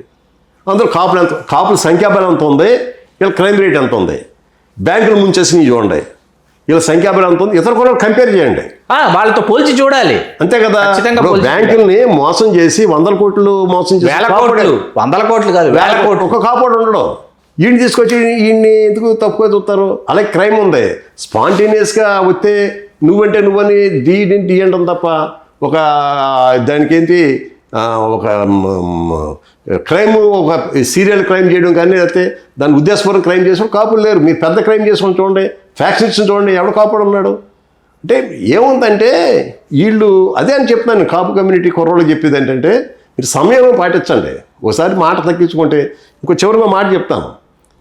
ఇప్పుడు సినీ ఫీల్డ్ కన్నా మీరు కూడా సినీ ఫీల్డ్ తెచ్చి ఉంది. సినీ ఫీల్డ్ కన్నా అభద్రత, అనుమానాలు, ఇన్సెక్యూరిటీ ఉన్న ఫీల్డ్ కూడా చెప్పండి. ఇప్పుడు రాజకీయ నాయకులు అనుకోండి, మీరు నెగ్గిరా ఓడిపోయారు అంతవరకే మీ పరిమితం, తర్వాత ఎవరు నెగ్గుతారు 5 ఏళ్ళు మళ్ళీ వస్తాం అనుకుంటాం. సినిమాలు అలా కాదు, ఓ హీరో సినిమా సక్సెస్ అవ్వాలి, అవతల హీరో సినిమా సక్సెస్ అయితే ఇతను బెంగ వచ్చేస్తుంది. ఈ సినిమా ఫెయిల్ అవుటే కాదు, అవతల సినిమా అంటే అంత అభద్రత ఉంటుంది. అటువంటి సినీ ఫీల్డ్లో చిరంజీవి అనే మనిషి గత 20 సంవత్సరాల నుంచి నెంబర్ 1గా, అంటే శిఖరం ఎక్కడ ఎవరైనా ఎక్కేస్తాడు, శిఖరం ఎక్కేస్తారు ఎవరైనా, మీరు శిఖరం నిలబడాలి, దాన్ని కొనసాగి. సినీ ఫీల్డ్ లాంటి ఫీల్డ్లో 25 years నుంచి ఈ రోజు దాకా కూడా నెంబర్ 1గా సస్టైన్ అవుతాడు చిరంజీవి. ఎన్ని త్యాగాలు చేసి ఎన్ని రకాలుగా తను మెండ్ చేసుకుంటూ తను మార్పు చేసుకుంటూ ఎన్ని త్యాగాలు చేసి ఎన్ని రకాలుగా మార్పులు చేసుకుంటూ ఆ స్థితిలో ఆయన అర్థం చేసుకుంటే ప్రతి కాపోడికి ఇంకో పాఠం అక్కల. ఆయన ఎవరిని ఆదర్శంగా తీసుకోక్కల. ఆదర్శం చిరంజీవి. తనను తాను తగ్గించుకోని వాడు హెచ్చింపబడుతున్న దానికి ప్రబలమైన నిదర్శనం చిరంజీవి. ఇవాళ అతను ఆ స్థితిలో ఉండడానికి అతను ట్రాన్స్ఫార్మ్ చేసుకున్నాడు. అంటే అతను లేవా ఉద్రేకాలం మనలాంటి కాపీ, మనలాంటి ఫ్యామిలీ నుంచి వచ్చినోడే కదా, ఖచ్చితంగా అంతే కదా, అన్నీ చూసినోడే కదా. ఆ స్థితికి రావడానికి ఆయన ఎంత త్యాగం చేసి ఏ రకంగా చేశాడో అదొక కేస్ స్టడీగా ఆయన ఆరాధించకండి, ఆదర్శంగా తీసుకోండి. ఎస్, చిరంజీవి లాంటి సామాన్యుడు, చిరంజీవి లాంటి చిన్న ఫ్యామిలీ బ్యాక్గ్రౌండ్ ఉండి ఓ పెద్ద ఫ్యామిలీ 5 ఫ్యామిలీ నుంచి ఓ చిన్న ఉద్యోగం తండ్రి కుటుంబం నుంచి వచ్చి తనకి ఏ బ్యాక్గ్రౌండ్ లేని ఫీల్డ్కి వెళ్ళి ఏ గాడ్ ఫాదర్ లేకుండా స్టెప్ ఎత్తుక్కుంటూ 25 years నుంచి రామారావు గారు రామారావుతో పుట్టిన నాగేశ్వరరావు ఉండేవాడు, కృష్ణ గారి పుట్టిన సోమబాబు కృష్ణరాజు ఉండేవారు, మురళీమోహన్కి మోహన్ బాబు పోటీ పడేవారు. కానీ అంతకన్నా పోటీలో ఉన్నారు. అయినా కూడా 25 years నుంచి ఆ స్థాయిలో నిలబడేది ఎవడో అవ్వదు. కానీ నేను అందరికీ మనవి చేసిందంటే మీరు ఏమీ చేయొద్దు, ఎవరిని తిట్టొద్దు. చిరంజీవి గారి లైఫ్ హిస్టరీని ఆయన గొప్పలో చదవకండి. ఆ గొప్పగా రావడానికి చేసిన కృషి, తను ఎలాగా మార్పు చేసుకుంటూ వచ్చాడు, చంపుకున్న కోరికలు, అందులోకి ఏంటంటే అక్కడ ఆ ఫీల్డ్లో మిగిలిన ఫీల్డ్ ఎవడైనా బతకొచ్చు. ఆ ఫీల్డ్లో అక్కడ ఒక సామాజిక వర్గం అనుకోండి, లేకపోతే ఒక గ్రూప్ అనుకోండి, కొందరే బాగా ఉన్న స్థితిలో ఆ కొందరిలో ఒక్కడగా ఉండడం గొప్ప విషయం. కాబట్టి నేను చివరిగా చెప్పేది ఏంటంటే చిరంజీవి గారిని ఆరాధించమని చెప్పట్లా, ఆదర్శంగా తీసుకోండి. అద్భుతం. తీసుకోవడం వల్ల మనం ఎక్కడున్నామో మనం అంటే ఏ స్థాయికి వెళ్ళొచ్చో చెప్పడానికి ఉదాహరణ చెప్తున్నాను. అంటే చిరంజీవి అంత పెద్దలు మనం ఎంత కావడం అంటే మనం ట్రాన్స్ఫార్మ్ చేసుకోవాల్సిన అవసరం ఉందని చెప్తున్నాను అంతే. అదొకటి యువతకు నేను చెప్పేది ఏంటంటే ఒక సెలబ్రిటీ కూడా మనం పరిగెట్టడం కలిసి వచ్చేది లేదు, పొలిటికల్ లీడర్తో ఫోటో దించడం కలిసి వచ్చేది లేదు. దానికన్నా అలా స్థితికి రావడానికి స్టడీ చేసి మనం ఇంటికి వెళ్ళలేకపోతున్నాం. మన స్థితిలో ఎందుకంటే బెటర్గా ఇంటికి ఆలోచన చేయండి. మనకు చాలా మంచి రోజులు ఉన్నాయి. అలాగే రాష్ట్రం అవునన్నా కాదన్నా గొప్ప రాష్ట్రంగా అభివృద్ధి చెందుతుంది. చంద్రబాబు నాయుడు గారు విజనరీ కానీ, లేకపోతే లోకేష్ యువనాయకత్వం కానీ, మన పవన్ కళ్యాణ్ గారు వాళ్ళ తోడు కానీ, అలాగే సెంట్రల్ నుంచి బీజేపీ పార్టీ ఇస్తున్న మద్దతు కానీ ఆంధ్రప్రదేశ్ శ్రీరామరాష్ట్రంగా ఉంటుంది. కాబట్టి నేను మళ్ళీ ఒకసారి మనం చేసి చివరిగా కూడా మనం చేస్తే ఈడబ్ల్యూఎస్ సాధ్యం తొందరగా అమలు చేయండి. దానివల్ల చాలామంది నిరుపేదలైన కాపులు, నిరుపేదలైన సామాజిక వర్గాలు కొంచెం బాగుపడతాయని నేను మనం చేసుకుంటూ, అలాగే కాపు కార్పొరేషన్ సంబంధించి కనీసం 5,000 కోట్లైన సంవత్సరానికి ఇమ్మీడియట్గా రిలీజ్ చేయమని చెప్పి మనం చేసుకుంటూ సెలవు తీసుకున్నాను. Thank you. ఆలేటి ప్రకాష్ గారు మరొక మారు మన తెలుగు రాజ్యం స్టూడియోకి విచ్చేసి వారు ఆవిష్కరించినటువంటి వారి అంతరంగం, ఈ అంతరంగ ఆవిష్కారం మిమ్మల్ని ఎంతగానో ఆలోచింపజేస్తుందని ఆశిస్తూ మీ చిల్లగట్టు శ్రీకాంత్ కుమార్. చాలా సంతోషం ప్రకాష్ గారు. హలో, తెలుగు రాజ్యం ఛానల్ చూస్తున్నారా? సామాజిక రాజకీయ జీవన చిత్రణే తెలుగు రాజ్యం. అతిశయోక్తులు అసత్యాలు ఉండవు. రాజకీయ కోణం కాదు, ప్రజా కోణమే కొలబద్ద. తెలుగు రాజ్యం వీక్షణ మీ ఉత్తమ అభిరుచికి నిదర్శనం.